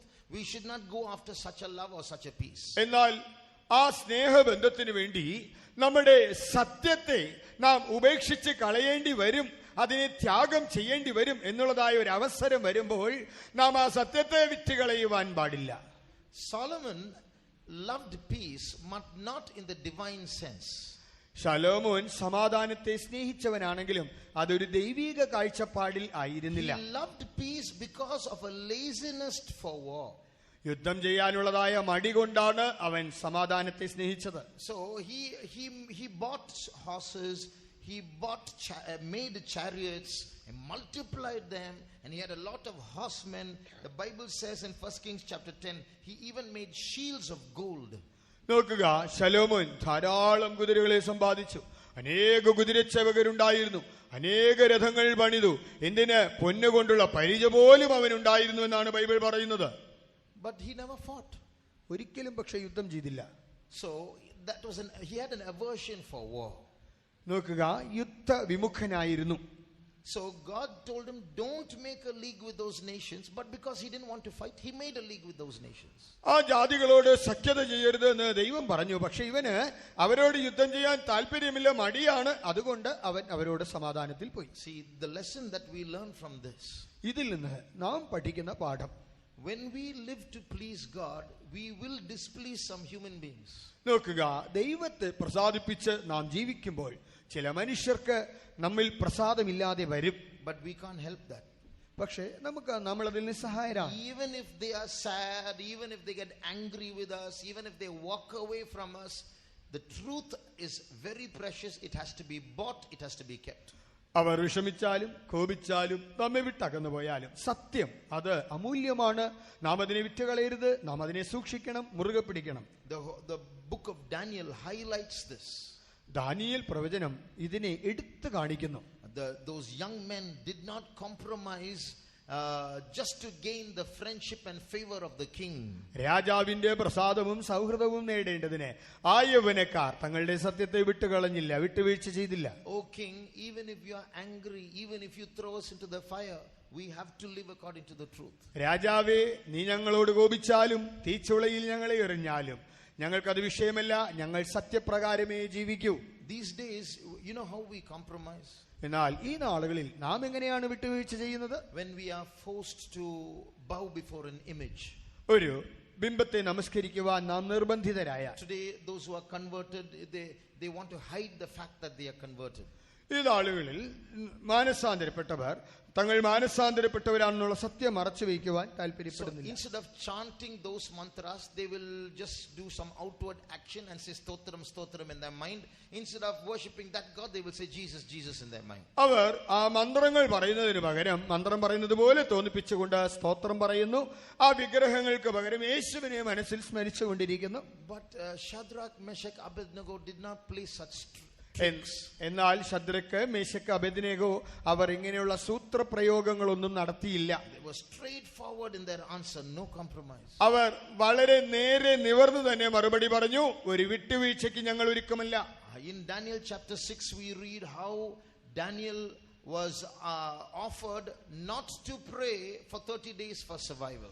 നോക്കുക, ദാനിയേൽ പ്രവചനം 6-ാം അധ്യായത്തിൽ നോക്കിയാൽ ദാനിയേൽ തന്റെ ജീവൻ നിലനിർത്തേണ്ടതിന് വേണ്ടിയിട്ട് ആ 30 ദിവസങ്ങൾ അവൻ പ്രാർത്ഥിക്കാതിരുന്നില്ല. But he never compromised. അവൻ വിട്ടുവീഴ്ച ചെയ്യാൻ ഒരിക്കലും ഒരുക്കമായിരുന്നില്ല. Never mind, even if the king gets angry with me or my colleagues get angry with me, I will live for the truth. രാജാവ് കോപിച്ചാലും കുഴപ്പമില്ല, സഹപ്രവർത്തകർ കോപിച്ചാലും കുഴപ്പമില്ല, ഞാൻ സത്യത്തിന് വേണ്ടി മാത്രമേ ജീവിക്കൂ. He prayed every day. ഓരോ നാളും അവൻ പ്രാർത്ഥിച്ചു. For us not to pray for 30 days, we don't need lions to threaten us. Very easily we can do that without lions. നമ്മെ 30 ദിവസം പ്രാർത്ഥിപ്പിക്കാതിരിക്കേണ്ടതിന് സിംഹങ്ങളുടെ ആവശ്യമൊന്നുമില്ല. നമുക്ക് കൂളായിട്ട് പ്രാർത്ഥിക്കാതിരിക്കാൻ അറിയാം. But see how strong they are. എന്നാൽ അവരെത്ര ബലശാലികളായിരുന്നു. So we should not please men and displease God. നാം ഒരിക്കലും ദൈവത്തിന് അനിഷ്ടമായത് ചെയ്തുകൊണ്ട് നാം മനുഷ്യരെ പ്രസാദിപ്പിക്കുവാൻ പാടില്ല. See, Jesus, there was a time when he spoke hard doctrine. നോക്കുക, കർത്താവായ യേശു വളരെ കഠിന ഉപദേശം പറഞ്ഞതായ സന്ദർഭങ്ങൾ ഉണ്ടായിരുന്നു. And at that time, some of the disciples, who can live like this? This is too much. And they walked away. ശിഷ്യന്മാരിൽ ചിലർ ഇങ്ങനെയൊക്കെ ജീവിക്കാൻ ആരെ കൊണ്ട് പറ്റും, ഇത് അല്പം കൂടുതലാണ്, ഇങ്ങനെ പറഞ്ഞ് അവരങ്ങ് വിട്ടുപോയി. Jesus did say, oh, okay, please don't get offended. Come back. Okay, I will preach. I'll change my truth. അപ്പോൾ യേശു പോകല്ലേ, നിങ്ങൾക്ക് ഇടർച്ച വരുത്തുന്ന കാര്യങ്ങളൊന്നും പറയുകയില്ല, ഞാൻ അല്പം മയപ്പെടുത്തിയൊക്കെ പറയാം എന്ന് യേശു പറഞ്ഞില്ല. As they walked away, he looked at the disciples who were with him and said, will you also go away?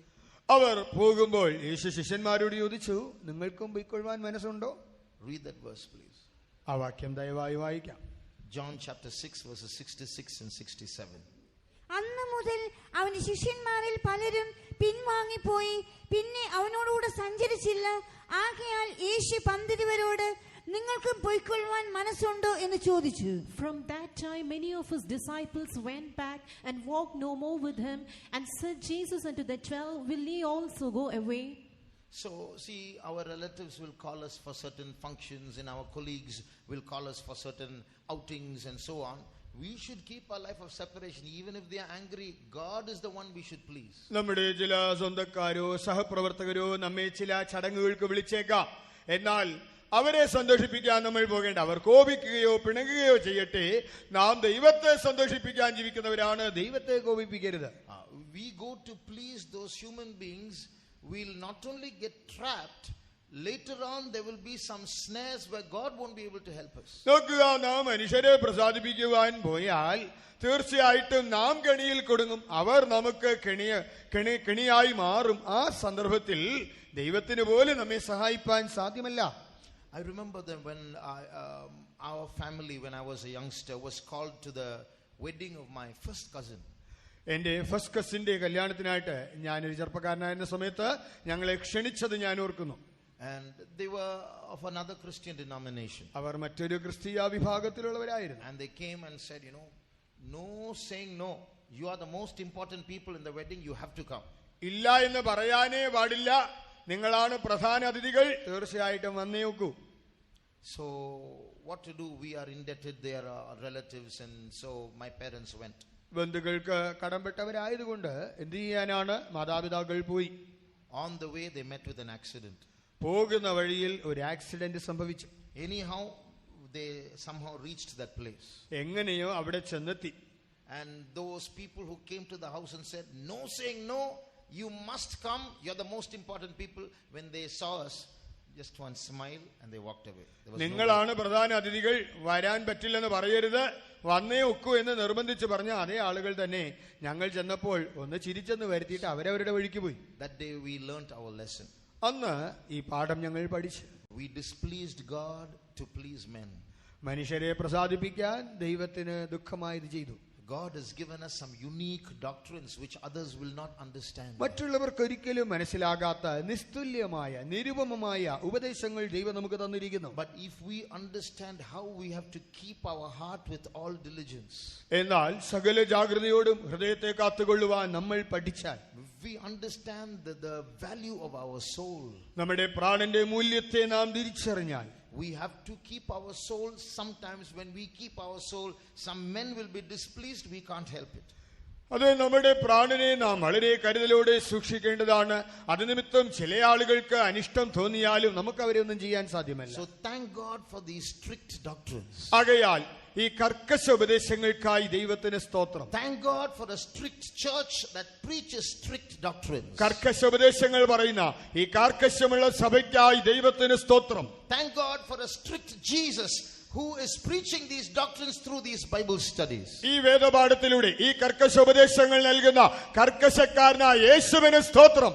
നിത്യജീവമൊഴികൾ നിന്നിലുണ്ട് പരനേ, നിത്യജീവമൊഴികൾ നിന്നിലുണ്ട് പരനേ, നിന്നെ വിട്ടിട്ടടിയങ്ങൾ എങ്ങു പോയി വസിക്കും, നിന്നെ വിട്ടിട്ടടിയങ്ങൾ എങ്ങു പോയി വസിക്കും.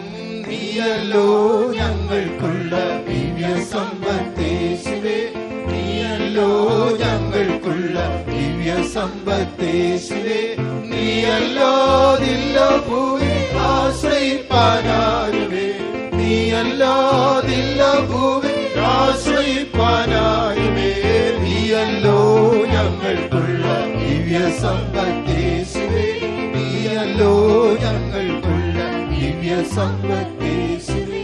The children of Israel, even today, they are hated by all the neighboring countries. Israel മക്കളെ നോക്കിയാൽ ഇന്നും അയൽ രാജ്യങ്ങളാൽ വെറുക്കപ്പെട്ടവരാണ്. But because they are keeping that life of separation, God himself is coming to their defense. എന്നാൽ അവർ ഈ വേർപാടിന്റെ ഉപദേശത്തെ പാലിക്കുന്നത് കൊണ്ട് അവർക്ക് പ്രതിരോധം ചമയ്ക്കുവാൻ ദൈവം തന്നെ ഇറങ്ങി വരുന്നു. In Zechariah chapter 12 and verse 2 we read that the whole world, verse 3, the whole world will come against them, still nobody can touch them. സഖര്യാവ് 12:3 സർവ്വലോകം അവർക്കെതിരെ വന്നാലും തൊടുവാൻ ഒരാൾക്കും സാധ്യമല്ല. In the same way, when we stand for the truth, അതേ നിലയിൽ നാം സത്യത്തിനായി നിലകൊണ്ടാൽ, when we make a decision to please God, ദൈവത്തെ പ്രസാദിപ്പിക്കുവാൻ തീരുമാനമെടുത്താൽ, then God will come to our defense. ദൈവം നമുക്ക് സഹായത്തിനായി യുദ്ധം ചെയ്യുവാൻ വരും. So let's sing this song with a decision again. ആകയാൽ ഉറച്ച തീരുമാനത്തോടെ വീണ്ടും നമുക്ക് ഇത് പാടാം. Do not run away from this truth saying it's too difficult to live by. ഇത് ജീവിക്കാൻ പ്രയാസമുള്ളതാണെന്ന് പറഞ്ഞുകൊണ്ട് ഈ ഉപദേശം വിട്ടു പോകരുത്. These are from the word of God, from God for our protection. ഇത് നമ്മുടെ സംരക്ഷണത്തിനായി ദൈവത്തിൽ നിന്ന്, തിരുവചനത്തിൽ നിന്ന് നമുക്ക് ലഭിച്ചതത്രേ. നിത്യജീവമൊഴികൾ നിന്നിലുണ്ട് പരനേ, നിത്യജീവമൊഴികൾ നിന്നിലുണ്ട് പരനേ, നിന്നെ വിട്ടിട്ടടിയങ്ങൾ എങ്ങു പോയി വസിക്കും, നിന്നെ വിട്ടിട്ടടിയങ്ങൾ എങ്ങു പോയി വസിക്കും. നീയല്ലോ ഞങ്ങൾക്കുള്ള ദിവ്യ സമ്പത്തേശുവേ, നീയല്ലോ ഞങ്ങൾക്കുള്ള ദിവ്യ സമ്പത്തേശുവേ, നീയല്ലാതില്ല ഭൂമിയിൽ ആശ്രയിപ്പാനാരുമേ, നീയല്ലാതില്ല ഭൂമിയിൽ ആശ്രയിപ്പാനാരുമേ, നീയല്ലോ ഞങ്ങൾക്കുള്ള ദിവ്യ സമ്പത്തേശുവേ, നീയല്ലോ ഞങ്ങൾക്കുള്ള ദിവ്യ സമ്പത്തേശുവേ. നിത്യജീവമൊഴികൾ നിന്നിലുണ്ട് പരനേ, നിത്യജീവമൊഴികൾ നിന്നിലുണ്ട് പരനേ, നിന്നെ വിട്ടിട്ടടിയങ്ങൾ എങ്ങു പോയി വസിക്കും, നിന്നെ വിട്ടിട്ടടിയങ്ങൾ എങ്ങു പോയി വസിക്കും. നിത്യജീവമൊഴികൾ നിന്നിലുണ്ട് പരനേ, നിത്യജീവമൊഴികൾ നിന്നിലുണ്ട് പരനേ, നിന്നെ വിട്ടിട്ടടിയങ്ങൾ എങ്ങു പോയി വസിക്കും, നിന്നെ വിട്ടിട്ടടിയങ്ങൾ എങ്ങു പോയി വസിക്കും. നിത്യജീവമൊഴികൾ നിന്നിലുണ്ട് പരനേ, നിത്യജീവമൊഴികൾ നിന്നിലുണ്ട് പരനേ, നിന്നിലുണ്ട് പരനേ, നിത്യജീവമൊഴികൾ നിന്നിലുണ്ട് പരനേ, നിത്യജീവമൊഴികൾ നിന്നിലുണ്ട് പരനേ. Thank you, Lord. We praise you, we praise you, we praise you. Amen. Just think of those words. ആ വാക്കുകളെ ഒന്ന് ചിന്തിക്കൂ. When Jesus asked those disciples, will you also go away? യേശു ശിഷ്യന്മാരോട് നിങ്ങൾക്കും പോകാൻ മനസ്സുണ്ടോ എന്ന് ചോദിച്ചത്. They didn't say, what to do, Lord, for us also it's difficult. Anyhow, we have to adjust. കർത്താവേ, ഞങ്ങൾ എന്ത് ചെയ്യാനാ, ഞങ്ങൾക്കും പ്രയാസം തോന്നുന്നു, പിന്നെ ഞങ്ങൾ അങ്ങ് സഹിച്ചു പോകുന്നു. What was their reply? അവരുടെ മറുപടി എന്ത്? You have the words of eternal life, O God. കർത്താവേ, നിത്യജീവന്റെ വചനങ്ങൾ നിന്റെ പക്കലുണ്ട്. The same words that were offensive to those who went away was eternal life for those who remained there. ആ വിട്ടുപോയവർക്ക് ഇടർച്ചയായി തോന്നിയ അതേ വാക്കുകളാണ് ഇവർക്ക് നിത്യജീവന്റെ വചനങ്ങളായത്. The psalmist says, thy laws, thy statutes were my song in the days of my pilgrimage. സങ്കീർത്തനക്കാരൻ ഇങ്ങനെയാണ് പറയുന്നത്, നിന്റെ ചട്ടങ്ങൾ ഞാൻ പരദേശിയായി പാർക്കുന്ന വീട്ടിൽ എനിക്ക് കീർത്തനങ്ങളാകുന്നു. He didn't say it's a burden. He said it's a song. ഭാരമെന്നല്ല പറഞ്ഞത്, ഒരു പാട്ടെന്നത്രേ.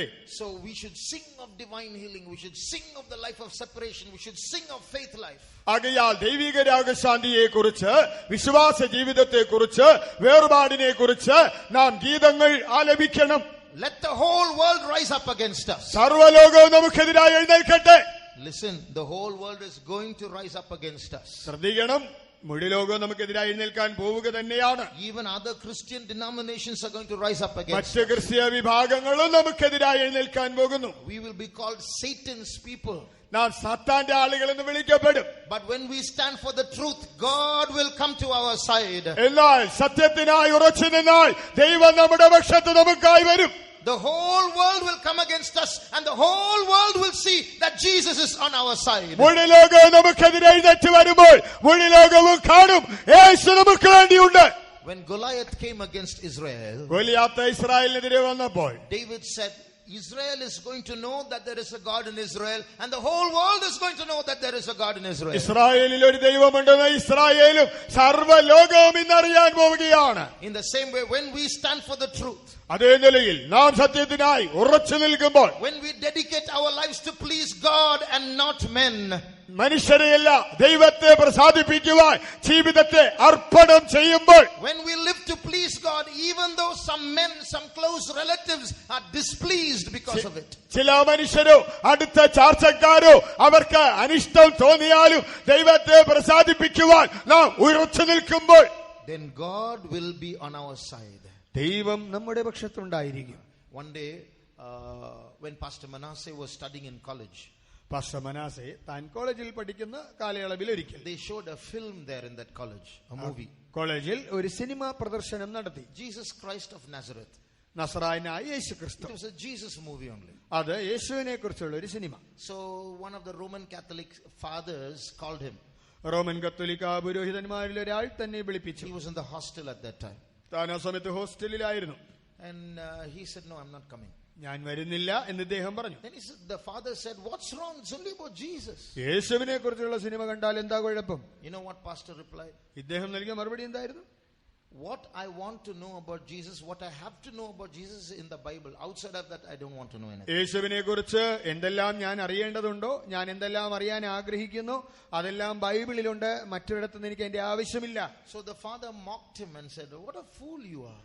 ആ പുരോഹിതൻ തന്നെ കളിയാക്കി, നീ എന്തൊരു വിഡ്ഢിയാ. What's wrong with watching a movie like this? ഇതുപോലെ ഒരു സിനിമ കണ്ടാൽ എന്താ കുഴപ്പം? So all the boys and this father all went and watched the movie and came back.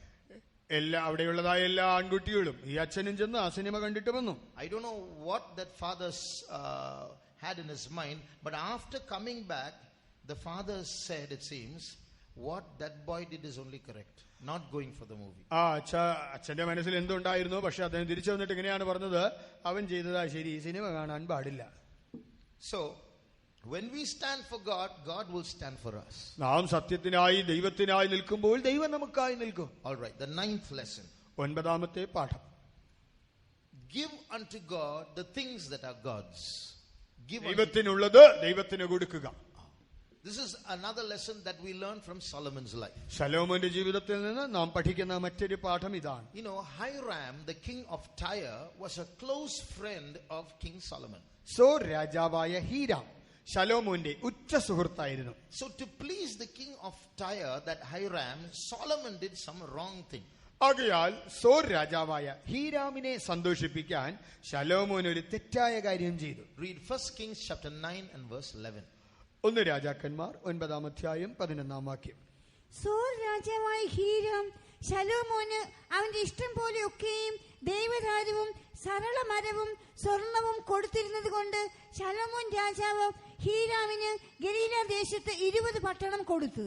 Now Hiram the king of Tyre had furnished Solomon with cedar trees and fir trees and with gold according to all his desire, that then King Solomon gave Hiram 20 cities in the land of Galilee. King Solomon, to please King Hiram of Tyre, took 20 cities from Israel in the land of Galilee and gave it as a gift to Hiram. സോർ രാജാവായ ഹീരാമിനെ പ്രസാദിപ്പിക്കുവാൻ ശലോമോൻ ഗലീല ദേശത്തുള്ളതായ 20 പട്ടണങ്ങൾ ഈ ഹീരാമിന് കൊടുത്തു. Who gave Solomon the right to do that? ഇത് ചെയ്യാനുള്ള അധികാരം ശലോമോൻ ആര് കൊടുത്തു? Israel does not belong to Solomon. Israel എന്നുള്ളത് ശലോമോന്റെ സ്വന്തമല്ല. Israel is God's property. Israel ദൈവത്തിന്റെ അവകാശമാണ്. So, but Solomon thought that this is all his, and he took that right upon himself, and he pleased Hiram and displeased God. ആകയാൽ ശലോമോൻ ഇതെല്ലാം തന്റെ സ്വന്തമാണെന്ന് അങ്ങ് കരുതി അവൻ അതെല്ലാം തന്റേതാണെന്ന് അങ്ങ് ഏറ്റെടുത്തിട്ട് അവൻ ദൈവത്തെ വിഷമിപ്പിച്ചുകൊണ്ട് ഹീരാമിനെ സന്തോഷിപ്പിക്കാൻ ഇതെല്ലാം ഹീരാമിന് അങ്ങ് കൊടുത്തു. So again here we see Solomon as a men pleaser. ഇവിടെ വീണ്ടും മനസ്സിലാക്കാം മനുഷ്യനെ പ്രസാദിപ്പിച്ചവനായിരുന്നു ശലോമോൻ. What was Hiram pleased? എന്നാൽ ഹീരാമിന് അതിൽ വലിയ പ്രസാദം തോന്നിയോ? Solomon does a wrong thing to please Hiram. What is the result?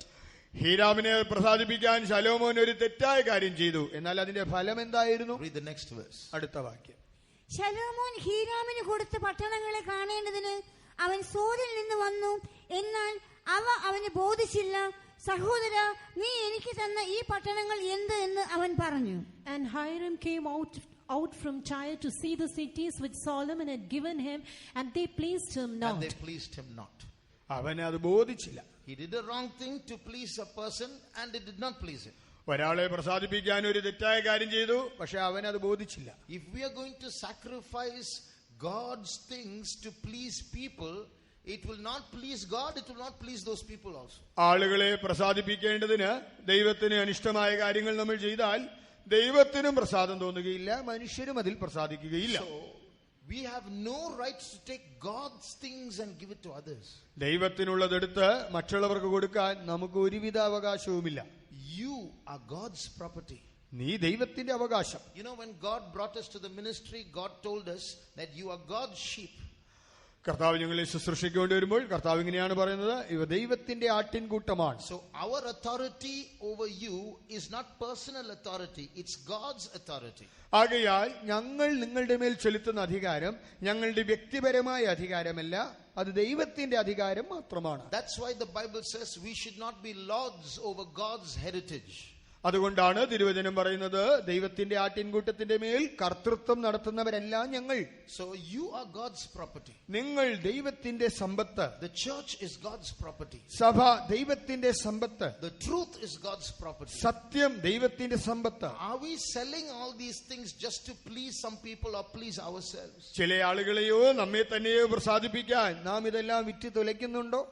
You know, there was an incident when some people came to tempt Jesus. കർത്താവായ യേശുവിനെ പരീക്ഷിക്കേണ്ടതിന് ചില ആളുകൾ വന്നതായ ആ സംഭവം. They wanted to push Jesus into a corner to make him say something wrong so that they can grab that statement and accuse him. കർത്താവായ യേശുവിനെ കൊണ്ട് ചില തെറ്റായ വാക്കുകൾ പറഞ്ഞ് അതിൽ തന്നെ കുടുക്കി തന്നെ കുറ്റം ചുമത്തേണ്ടതിന് അവർ യേശുവിന്റെ മേൽ സമ്മർദ്ദം ചെലുത്തുവാൻ ശ്രമിച്ചു. So they brought a coin to Jesus. യേശുവിന്റെ അടുക്കൽ ഒരു നാണയം കൊണ്ടുവന്നു. Sorry, they didn't bring a coin to Jesus. They came and asked Jesus. അവർ യേശുവിനോട് പ്രകാരം ചോദിച്ചു, Is it right to pay tax to Caesar? കൈസർക്ക് ചുങ്കം കൊടുക്കുന്നത് വിഹിതമോ? Because the common understanding was Jesus was trying to start a kingdom by himself, and you know, like Moses was a leader against the Egyptians, like Samson became a leader of Israel against the Philistines, like Jephthah became a leader against the Ammonites, like Gideon became a leader against the Midianites. Now Jesus is becoming a leader against the Romans. മോശെ ഫറവോന് വിരോധമായിട്ട് Israel ജനത്തിനൊരു നേതാവായിരുന്നത് പോലെ, ഫെലിസ്തർക്കെതിരായിട്ട് ശിംശോൻ ഒരു നേതാവായിരുന്നത് പോലെ, മിദിയോനിയർക്കെതിരായിട്ട് Gideon ഒരു നേതാവായിരുന്നത് പോലെ, റോമക്കാർക്കെതിരായിട്ട് കർത്താവായ യേശു ഇവർക്ക് ഒരു നേതാവായി എഴുന്നേൽക്കും എന്നവർ കരുതി. So Jesus is trying to start an uprising, a resistance amongst the Jews. എന്നാൽ കർത്താവായ യേശുക്രിസ്തു അവർക്ക് യഹൂദന്മാരുടെ ഇടയിൽ ഒരു മത്സരം ഉളവാക്കുവാൻ ശ്രമിക്കുമെന്നവർ കരുതി. With the Jews he is trying to resist the Romans. ആ യഹൂദന്മാരോടൊത്ത് ചേർന്ന് റോമക്കാർക്കെതിരെ ഒരു കലാപം താൻ ഉണ്ടാക്കുമെന്ന് കരുതി. So if Jesus says no, don't pay tax to the Caesar, he's our enemy, they'll grab that, take him to Caesar and finish him off. ആകയാൽ Kaiser നമ്മുടെ ശത്രുവാണ്, അവന് ചുങ്കം കൊടുക്കണ്ട എന്ന് യേശു പറയും. അപ്പോൾ അവനെ പിടിച്ച് കൈസറുടെ കയ്യിൽ ഏൽപ്പിക്കാം, അങ്ങനെ അവന്റെ കഥ കഴിക്കാമെന്ന് ഇവർ കരുതി. Who is laying this trap? ആരാണ് ഈ കെണി ഒരുക്കുന്നത്? The Jews themselves. യഹൂദന്മാർ തന്നെ. So how did Jesus react? Yeshu പ്രതികരിച്ചതെങ്ങനെ? Bring me a coin. ഒരു നാണയം കൊണ്ടുവരിക. Bring me a penny. നിങ്ങൾ ഒരു പണം കൊണ്ടുവരിക. And then he turned it on the other side.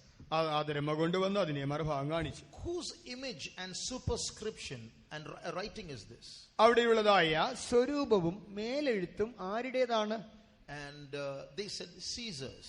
അവര് പറഞ്ഞു കൈസരുടേതാണ്. So just like we have an emblem on our coins and also the government of India embedded there, the old coins of Rome had Caesar's face on it and a superscription that it belongs to Caesar. സാധാരണ നമ്മുടെ കയ്യിലുള്ളതായ നാണയത്തിലും നമ്മുടെ ഗവൺമെന്റിന്റെ ഒരു മുദ്ര ഒരു ഭാഗത്തും അതുപോലെ government of India എന്ന മറുഭാഗത്തും കുത്തിവെച്ചിരിക്കുന്നത് പോലെ അന്നത്തെ കാലത്ത് റോമൻ ഗവൺമെന്റിന്റെ കീഴിലുള്ള നാണയങ്ങളിൽ ഒരു ഭാഗത്ത് കൈസരുടെ സ്വരൂപവും മറുഭാഗത്ത് അവരുടെ മേലെഴുത്തും ഉണ്ടായിരുന്നു. So they admitted this is Caesar's. അപ്പോൾ അവർ സമ്മതിച്ചു ഇത് കൈസരുടേതാണ്. What was Jesus' reply? യേശുവിന്റെ പ്രത്യുത്തരം എന്ത്? Matthew 22 Mathai 22 verses 20 and 21. 20-21. അവൻ അവരോട് ഈ സ്വരൂപവും മേലെഴുത്തും ആരുടേത് എന്ന് ചോദിച്ചതിന് കൈസരുടേത് എന്ന് അവർ പറഞ്ഞു. എന്നാൽ കൈസർക്കുള്ളത് കൈസർക്കും ദൈവത്തിനുള്ളത് ദൈവത്തിനും കൊടുപ്പിൻ എന്ന് അവൻ അവരോട് പറഞ്ഞു. And he said unto them, whose is this image and superscription? They say unto him, Caesar's. And said he unto them, render therefore unto Caesar the things which are Caesar's, and unto God the things that are God's. This is a very beautiful answer. വളരെ മനോഹരമായ ഒരു മറുപടി. You know what is the beauty of that answer? ഈ മറുപടിയുടെ മനോഹാരിത എന്താണ്? Whose image is this? ഇത് ആരുടെ സ്വരൂപമാണ്? Caesar's. കൈസരുടേത്. Whose writing is this? ഇത് ഈ എഴുത്താരുടേതാണ്? Caesar's. കൈസരുടേത്. Jesus did not just say, give unto Caesar what belongs to Caesar. കൈസർക്ക് കൊടുക്കേണ്ടത് കൈസർക്ക് കൊടുക്കുക എന്ന് യേശു അങ്ങനെ പറയുകയല്ല. He also said, give to God the things that are God's. ദൈവത്തിനുള്ളത് ദൈവത്തിന് കൊടുക്കണമെന്നും ചേർത്ത് പറഞ്ഞു. You know what is the meaning? അതിന്റെ അർത്ഥം എന്താണെന്ന്? Hey, you are standing in front of me. You are made in the image of God. You have the superscription of God. You belong. This coin belongs to Caesar. You belong to me. Don't forget that. യേശു നൽകിയ മറുപടി പ്രകാരമാണ് നിങ്ങൾ കയ്യിലേന്തിയിരിക്കുന്ന നാണയം അത് കൈസരുടേതാണ്, അവന് കൊടുത്തുകൊള്ളുക. പക്ഷെ എന്റെ മുൻപിൽ നിൽക്കുന്ന നിങ്ങളോ, നിങ്ങളുടെ മേലുള്ള സ്വരൂപം അത് എന്റേതാണ്, നിങ്ങളുടെ മേലുള്ള മേലെഴുത്ത് എന്റേതാണ്, നിങ്ങൾ എനിക്കുള്ളവരാണ്, നിങ്ങൾ എനിക്ക് തന്നെ തരണം. So you belong to me. നിങ്ങൾ എന്റെ സ്വന്തമാണ്. So we must understand that we all are not our own. We have an owner, God. നാം നമുക്കുള്ളവരല്ല എന്ന് മനസ്സിലാക്കുക. നമുക്കൊരു ഉടയവനുണ്ട്, നാം അവന്റേതാണ്. We have no right over our own bodies. ആകയാൽ നമ്മുടെ ശരീരത്തിന്റെ മേൽ നമുക്ക് യാതൊരു അവകാശവുമില്ല. All the brothers must know that those who are heads of the houses must know your family is not yours, it belongs to God. കുടുംബനാഥന്മാരായിരിക്കുന്ന സഹോദരന്മാർ ഒരു കാര്യം മനസ്സിലാക്കുക, നിങ്ങളുടെ കുടുംബം അത് നിങ്ങളുടേതല്ല, അത് ദൈവത്തിന്റേതാണ്. This church does not belong to any servant of God or any pastor, it belongs to God. ഈ സഭ ഏതെങ്കിലും വേലക്കാരന്റെയോ പാസ്റ്ററുടെയോ സ്വന്തമല്ല, അത് ദൈവത്തിന്റേതാണ്. So we all have to give account at the end of our life. ആകയാൽ നമ്മുടെ ഈ ജീവിതത്തെ കുറിച്ച് ദൈവത്തിന് കണക്ക് കൊടുത്തേ മതിയാകൂ. How have we used our body? നമ്മുടെ ശരീരത്തെ നാം എങ്ങനെ വിനിയോഗിച്ചു? Are we doing what we like? നാം ഇഷ്ടപ്പെടുന്ന കാര്യങ്ങളാണോ ചെയ്യുന്നത്? See, the Bible says in the end times men shall be lovers of their own selves. Bible എങ്ങനെയാണ് പറയുന്നത്? അന്ത്യകാലത്ത് മനുഷ്യർ സ്വസ്നേഹികൾ, തങ്ങളെ തന്നെ സ്നേഹിക്കുന്നവരായി മാറും. Today one man of God said most of our prayer is giving God ideas. ഒരു ദൈവപുരുഷൻ ഇങ്ങനെയാണ് പറഞ്ഞത്, നമ്മുടെ പല പ്രാർത്ഥനകളും ദൈവത്തിന് ചില ഐഡിയകൾ പറഞ്ഞു കൊടുക്കുന്നതാണ്. Lord, please do this for me. Please do that for me. കർത്താവേ, ഇത് ചെയ്യണം, എനിക്ക് വേണ്ടി ആ കാര്യം ചെയ്യണം. We go to the pastor and say, please pray that this might happen to me. കർത്താവേ, ഇന്നടുത്ത് പോയാണ് ഇന്ന കാര്യം എനിക്ക് നടക്കാൻ വേണ്ടി ഇത് ചെയ്യണം. So it's all our will, lovers of ourselves. We have an idea, we have a plan, we have a dream, and we are using God, that's all, to fulfill that. ഇതെല്ലാം നമ്മുടേതായ ഇഷ്ടങ്ങളാണ്, നമ്മുടേതായ പദ്ധതികളാണ്, നമ്മുടേതായ താല്പര്യങ്ങളാണ്. ഇതൊക്കെ നടക്കാൻ വേണ്ടി ദൈവത്തെ നാം ഉപയോഗിക്കാൻ ശ്രമിക്കുന്നു. So at the end of our life, ജീവിതത്തിന്റെ അന്ത്യത്തിൽ when we stand before God, ദൈവത്തിന്റെ മുൻപാകെ ചെന്ന് നിൽക്കുമ്പോൾ we are supposed to give account to God about how we lived our life. നാം നമ്മുടെ ഈ ജീവിതം എങ്ങനെ നയിച്ചു എന്നുള്ളതിന് നാം ദൈവത്തിന് കണക്ക് ബോധിപ്പിക്കേണ്ടവരാണ്. What answer are we going to give? നാം നൽകുവാൻ പോകുന്ന മറുപടി എങ്ങനെ? There was an atheist many years ago. ഒരു നിരീശ്വരവാദി ഉണ്ടായിരുന്നു. God asked him a question one day. ദൈവം ഒരു നാളിൽ തന്നോട് ഒരു ചോദ്യം ചോദിച്ചു. Did I get your permission to bring you into the world? നിന്നെ ലോകത്തിലേക്ക് കൊണ്ടു ചെല്ലേണ്ടതിന് ഞാൻ നിന്നോട് അനുവാദം മേടിച്ചിരുന്നു. Did I get the permission of your parents to bring you into this world? നിന്നെ ഈ ലോകത്തിൽ പ്രവേശിപ്പിക്കുവാൻ നിന്റെ മാതാപിതാക്കളുടെ അനുവാദം ഞാൻ ചോദിച്ചോ? He said no. ഇല്ല. Then God told him, അപ്പോൾ ദൈവം I brought you to this world without your permission. നിന്റെ അനുവാദം കൂടാതെയാണ് ഞാൻ നിന്നെ ഈ ലോകത്തിൽ കൊണ്ടുവന്നത്. I brought you to this world without your parents' permission. നിന്റെ മാതാപിതാക്കളുടെ അനുവാദവും എനിക്ക് അതിനു വേണ്ടി വന്നില്ല. I gave you a life to live and I gave you the right to choose. നിനക്ക് ജീവിക്കാൻ ഒരു ജീവിതവും തിരഞ്ഞെടുക്കാൻ അവകാശവും ഞാൻ തന്നു. All this I gave you. ഇതെല്ലാം നിനക്ക് തന്നത് ഞാൻ തന്നെയാണ്. At the end of your life, നിന്റെ ജീവിതത്തിന്റെ ഒടുവിൽ, after you have lived your life your own way, നിന്റെ സ്വന്തം വഴികളിൽ ജീവിതം ജീവിച്ചു കഴിയുമ്പോൾ, I call you before me and ask you to give account, explain how you spent your life. ഞാൻ നിന്നെ എന്റെ മുൻപാകെ വിളിച്ചു വരുത്തി നിന്റെ ജീവിതത്തെ എങ്ങനെ ചെലവഴിച്ചുവെന്ന് ഞാൻ നിന്നോട് കണക്ക് ചോദിക്കും. And if you are not able to give the right answer, ശരിയായ മറുപടി തരുവാൻ നിനക്ക് കഴിയാതെ പോയാൽ, and you have misused all that I gave you, ഞാൻ നിനക്ക് തന്നതെല്ലാം നീ ദുർവിനിയോഗം ചെയ്തിട്ടുണ്ടെങ്കിൽ, and you lived life in your own way, നിന്റെ സ്വന്തം വഴികളിൽ നീ നിന്റെ ജീവിതം നയിച്ചാൽ, do I not have the right to punish you for misusing what I gave to you? ഞാൻ നിനക്ക് തന്നതിനെ നീ ദുർവിനിയോഗം ചെയ്തതിന് നിന്നെ ശിക്ഷിക്കാൻ എനിക്ക് അധികാരമില്ലേ? This man was a very intelligent atheist. ഇദ്ദേഹം വളരെ ബുദ്ധിശാലിയായ ഒരു നാസ്തികനായിരുന്നു. But he had no answer to give God when God asked him these questions. ദൈവം തന്നോട് ചോദിച്ച ഈ ചോദ്യങ്ങൾക്ക് മറുപടി നൽകാൻ തനിക്ക് കഴിഞ്ഞില്ല. He is one of our believers in one of our churches in Chennai. ഇദ്ദേഹം ഇന്ന് നമ്മുടെ സഭയിലെ ഒരു വിശ്വാസിയാണ്, ചെന്നൈയിലെ ഒരു വിശ്വാസിയാണ്. So let's give ourselves to God. We don't belong to ourselves. We fully belong to God. ആകയാൽ നമ്മെ തന്നെ ദൈവത്തിന് കൊടുക്കാം. നാം നമുക്കുള്ളവരല്ല, നാം സമ്പൂർണ്ണമായി ദൈവത്തിന്റേത് മാത്രം. The 10th lesson that we learn. നാം പഠിക്കുന്ന 10ാം പാഠം, always give glory to God for everything. എല്ലാറ്റിനും എല്ലായ്പ്പോഴും ദൈവത്തിന് മഹത്വം കൊടുത്തുകൊണ്ടേയിരിക്കുക. Here again we see Solomon's failures. ഇവിടെയും ശലോമോന്റെ പരാജയം കാണാം. When you look at Solomon's temple, ശലോമോന്റെ ആലയത്തെ നോക്കിയാൽ, as I told you yesterday, ഞാൻ ഇന്നലെ നിങ്ങളോട് പറഞ്ഞ പ്രകാരം the material gathered for the temple was gathered by by David his father. നോക്കുക, ആലയത്തിന് വേണ്ട സാമഗ്രികളെല്ലാം ശേഖരിച്ചത് ശലോമോന്റെ അപ്പനായ ദാവീദായിരുന്നു. In 1 Corinthians chapter 28, ഒന്ന് ദിനവൃത്താന്തം, First Chronicles chapter 28, ഒന്ന് ദിനവൃത്താന്തം 28-ാം അധ്യായം, we read that all the materials were gathered by Solomon, by David. ദാവീദ് വേണ്ട സകല സാമഗ്രികളും ശേഖരിച്ചു. All the details were given there. അതിനുവേണ്ട സകല വിശദാംശങ്ങളും നൽകി. Read verse 11 and 12. First Chronicles 28, 11 and 12. ഒന്ന് ദിനവൃത്താന്തം 28-11-12 വാക്യങ്ങൾ ഇപ്പോൾ വായിക്കുക. പിന്നെ ദാവീദ് തന്റെ മകനായ ശലോമോന് ദൈവാലയത്തിന്റെ മണ്ഡപം, ഉപഗ്രഹങ്ങൾ, ഭണ്ഡാരഗൃഹങ്ങൾ, മാളികമുറികൾ, അറകൾ, കൃപാസന ഗൃഹം എന്നിവയുടെ മാതൃക കൊടുത്തു.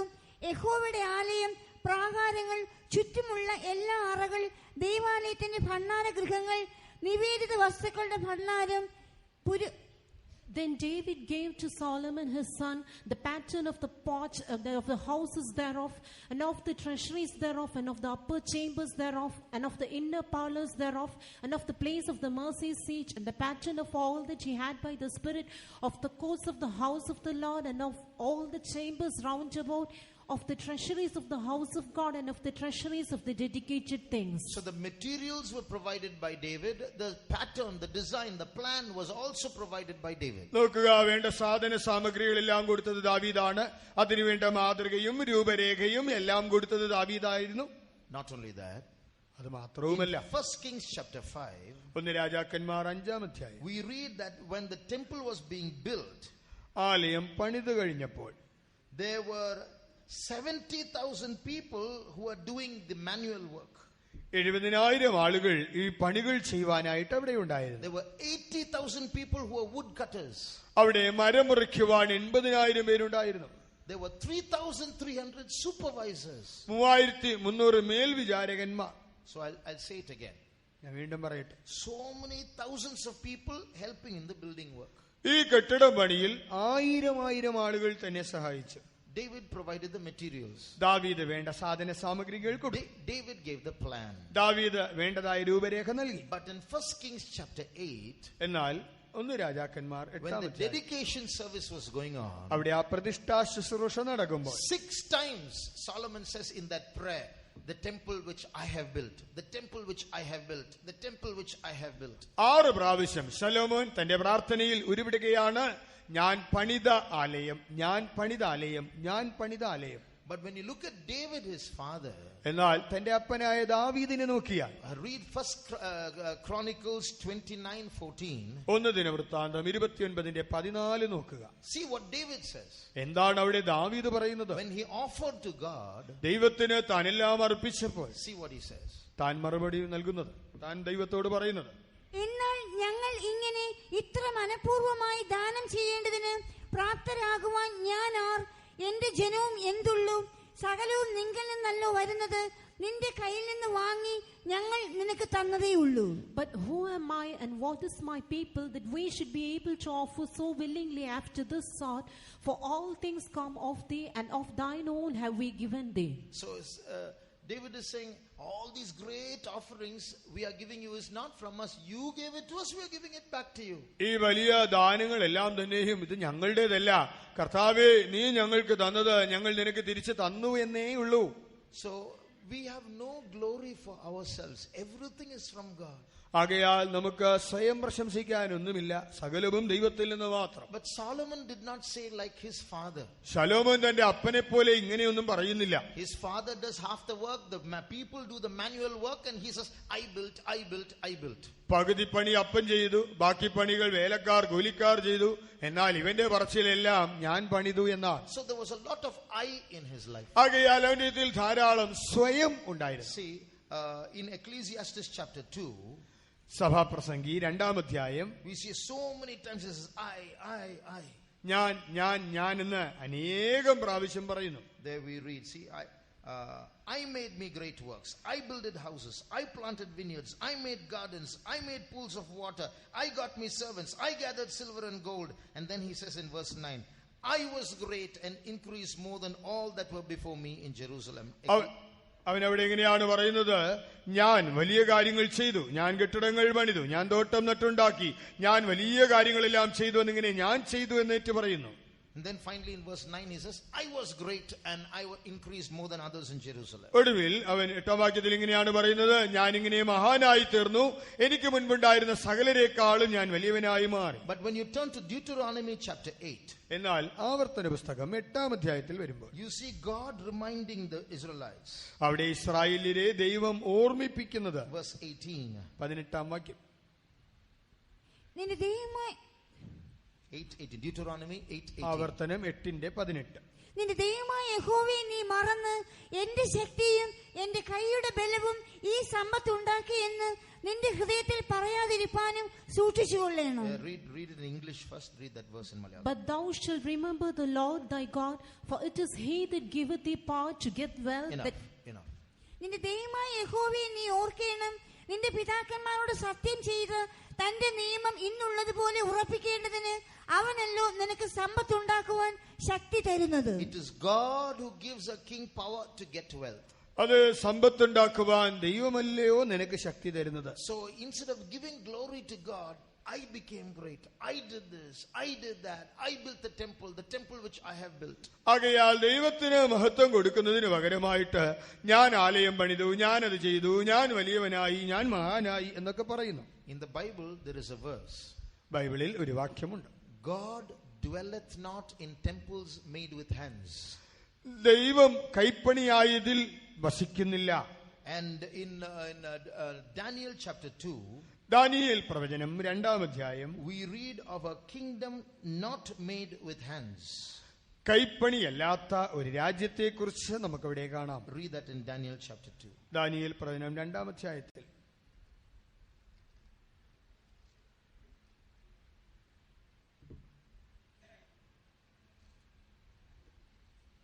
34.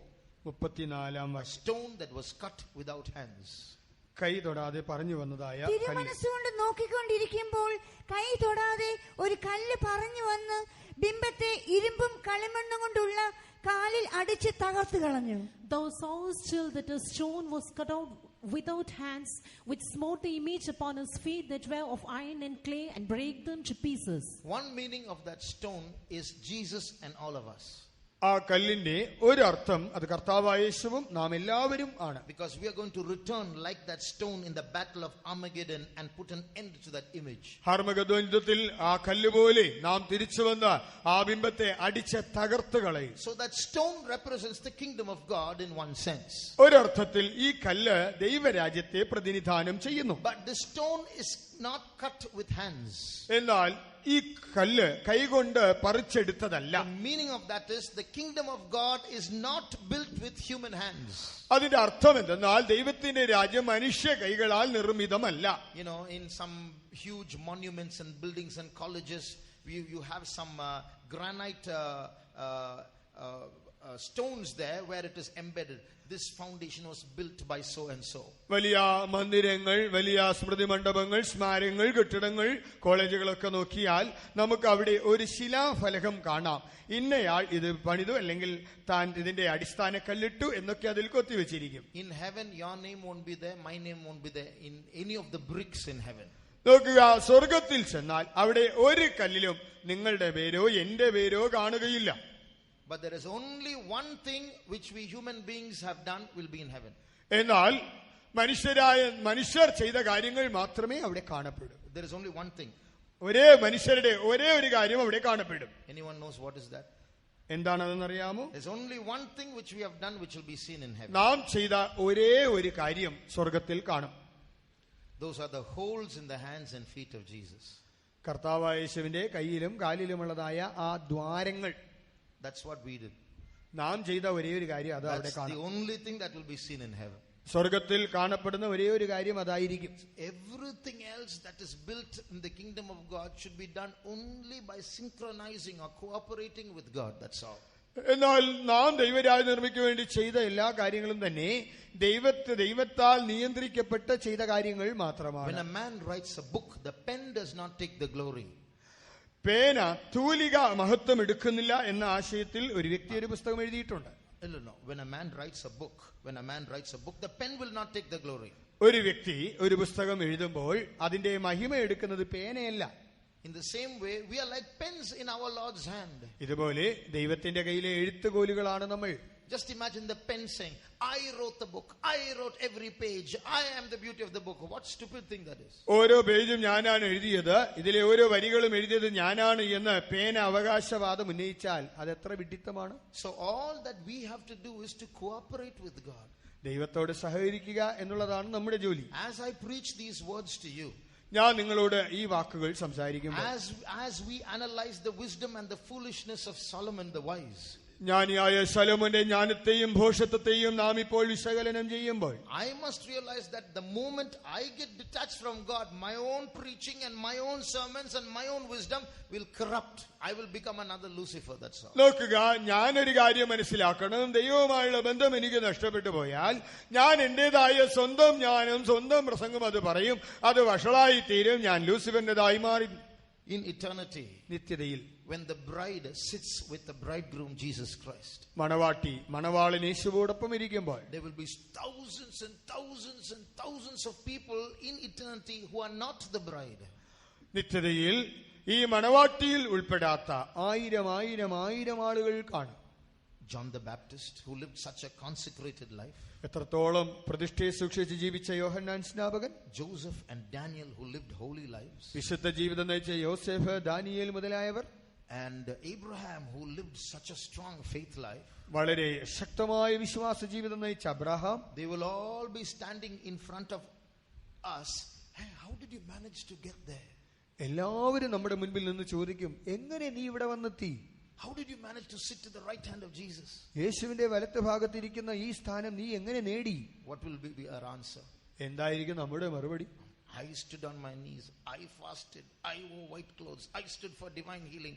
I earned souls. I came for all the meetings. I paid tithes every month correctly. I got up for 4 AM praising every day. ഞാന് മുഴങ്കാലിൽ നിന്ന് നേടിയതാണ്.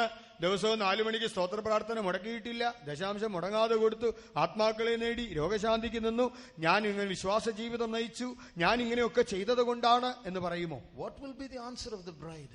മണവാട്ടിയുടെ മറുപടി എന്തായിരിക്കും? When all those saints who could not get to the throne stand in front of us and ask, how did you get there? സിംഹാസനത്തിൽ വന്നെത്തുവാൻ കഴിയാത്ത ഭക്തന്മാർ നിങ്ങൾ അവിടെ എങ്ങനെ എത്തി എന്ന് ചോദിക്കുമ്പോൾ What will our answer be? എന്തായിരിക്കും നമ്മുടെ മറുപടി? It's not me. ഞാനല്ല, It's him. ഇവനാണ്. By his grace, I am here. തന്റെ കൃപയാലത്രേ ഞാൻ ഇവിടെ ആയിരിക്കുന്നത്. I did nothing to get to this throne. It's all the grace of my husband Jesus ഈ Christ. സിംഹാസനത്തിലെത്തുവാൻ ഞാൻ സ്വയമായി ഒന്നും ചെയ്തിട്ടില്ല. എന്റെ മണവാളനായ യേശുവാണ് എനിക്ക് വേണ്ടി എല്ലാം ചെയ്തത്. Shall we close our eyes? ദയവായി കണ്ണുകളടയ്ക്കാം. Even now, as these meetings come to an end, ഇപ്പോഴും ഈ യോഗം അതിന്റെ പരിസമാപ്തിയിലെത്തുമ്പോൾ let's give all glory to Jesus. സകല മഹിമയും യേശുവിന് കൊടുക്കാം. Oh, he takes all the glory for this church. ഈ സഭയുടെ സകല മഹിമയും അവൻ He എടുക്കട്ടെ. takes all glory for these Bible studies. ഈ വേദപാഠത്തിന്റെ മഹിമയെല്ലാം യേശുവിനുള്ളത്. Today, if this church is standing after so much of opposition, it is all glory to Jesus. ഇന്ന് സകല പ്രതിബന്ധങ്ങളുടെ നടുവിലും സഭ ഇങ്ങനെ ഉറച്ചു നിൽക്കുന്നെങ്കിൽ മഹിമയെല്ലാം യേശുവിന്റേത്. Not my prayer, but the grace of Jesus. എന്റെ പ്രാർത്ഥനയാലല്ല ദൈവ യേശുവിന്റെ കൃപയാലത്രേ. Not my zeal, but the grace of Jesus. എന്റെ തീഷ്ണതയാലല്ല യേശുവിന്റെ കൃപയാലത്രേ. Not my holiness, but the grace of Jesus. എന്റെ വിശുദ്ധിയാലല്ല യേശുവിന്റെ കൃപയാലത്രേ.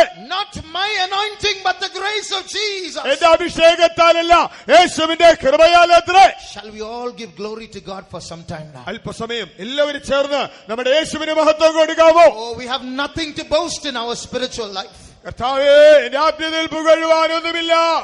Let every stotram now glorify Jesus. കർത്താവേ, ഓരോ സ്തോത്രവും യേശുവിനെ മഹത്വപ്പെടുത്താകട്ടെ.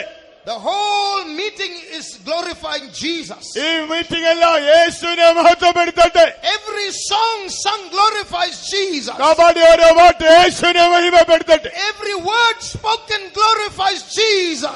സംസാരിച്ച വാക്കുകൾ ഓരോന്നും യേശുവിനെ മഹത്വപ്പെടുത്തുന്നു. Let's give all glory to God. മഹിമയെല്ലാം യേശുവിനെ കൊടുക്കാം. Even in eternity, നിത്യതയിലും when we sit as overcomers on the throne, ജേതാക്കളായി സിംഹാസനത്തിൽ ഇരിക്കുമ്പോൾ He alone is worthy. അവൻ മാത്രം യോഗ്യൻ. All glory to Jesus. എല്ലാ മഹിമ യേശുവിന്. Let us praise Him. അവനെ സ്തുതിക്കാം. Let us glorify Him. മഹത്വപ്പെടുത്താം. Let's lift up His holy name. തന്റെ പരിശുദ്ധ നാമത്തെ ഉയർത്താം. Stotram, stotram. Praise you, Lord. Praise you, Lord. Praise you, Lord. Praise you, Jesus. Praise you, Jesus. Thank you, Jesus. Thank you, Lord. Praise you, Jesus. സ്വയമായി സങ്കൽപ്പിപ്പാൻ പ്രാപ്തനല്ല ഞാൻ. സർവ്വവും ദൈവത്തിൻ്റെ ദാനമെന്നേയുള്ളൂ. സ്വയമായി സങ്കൽപ്പിപ്പാൻ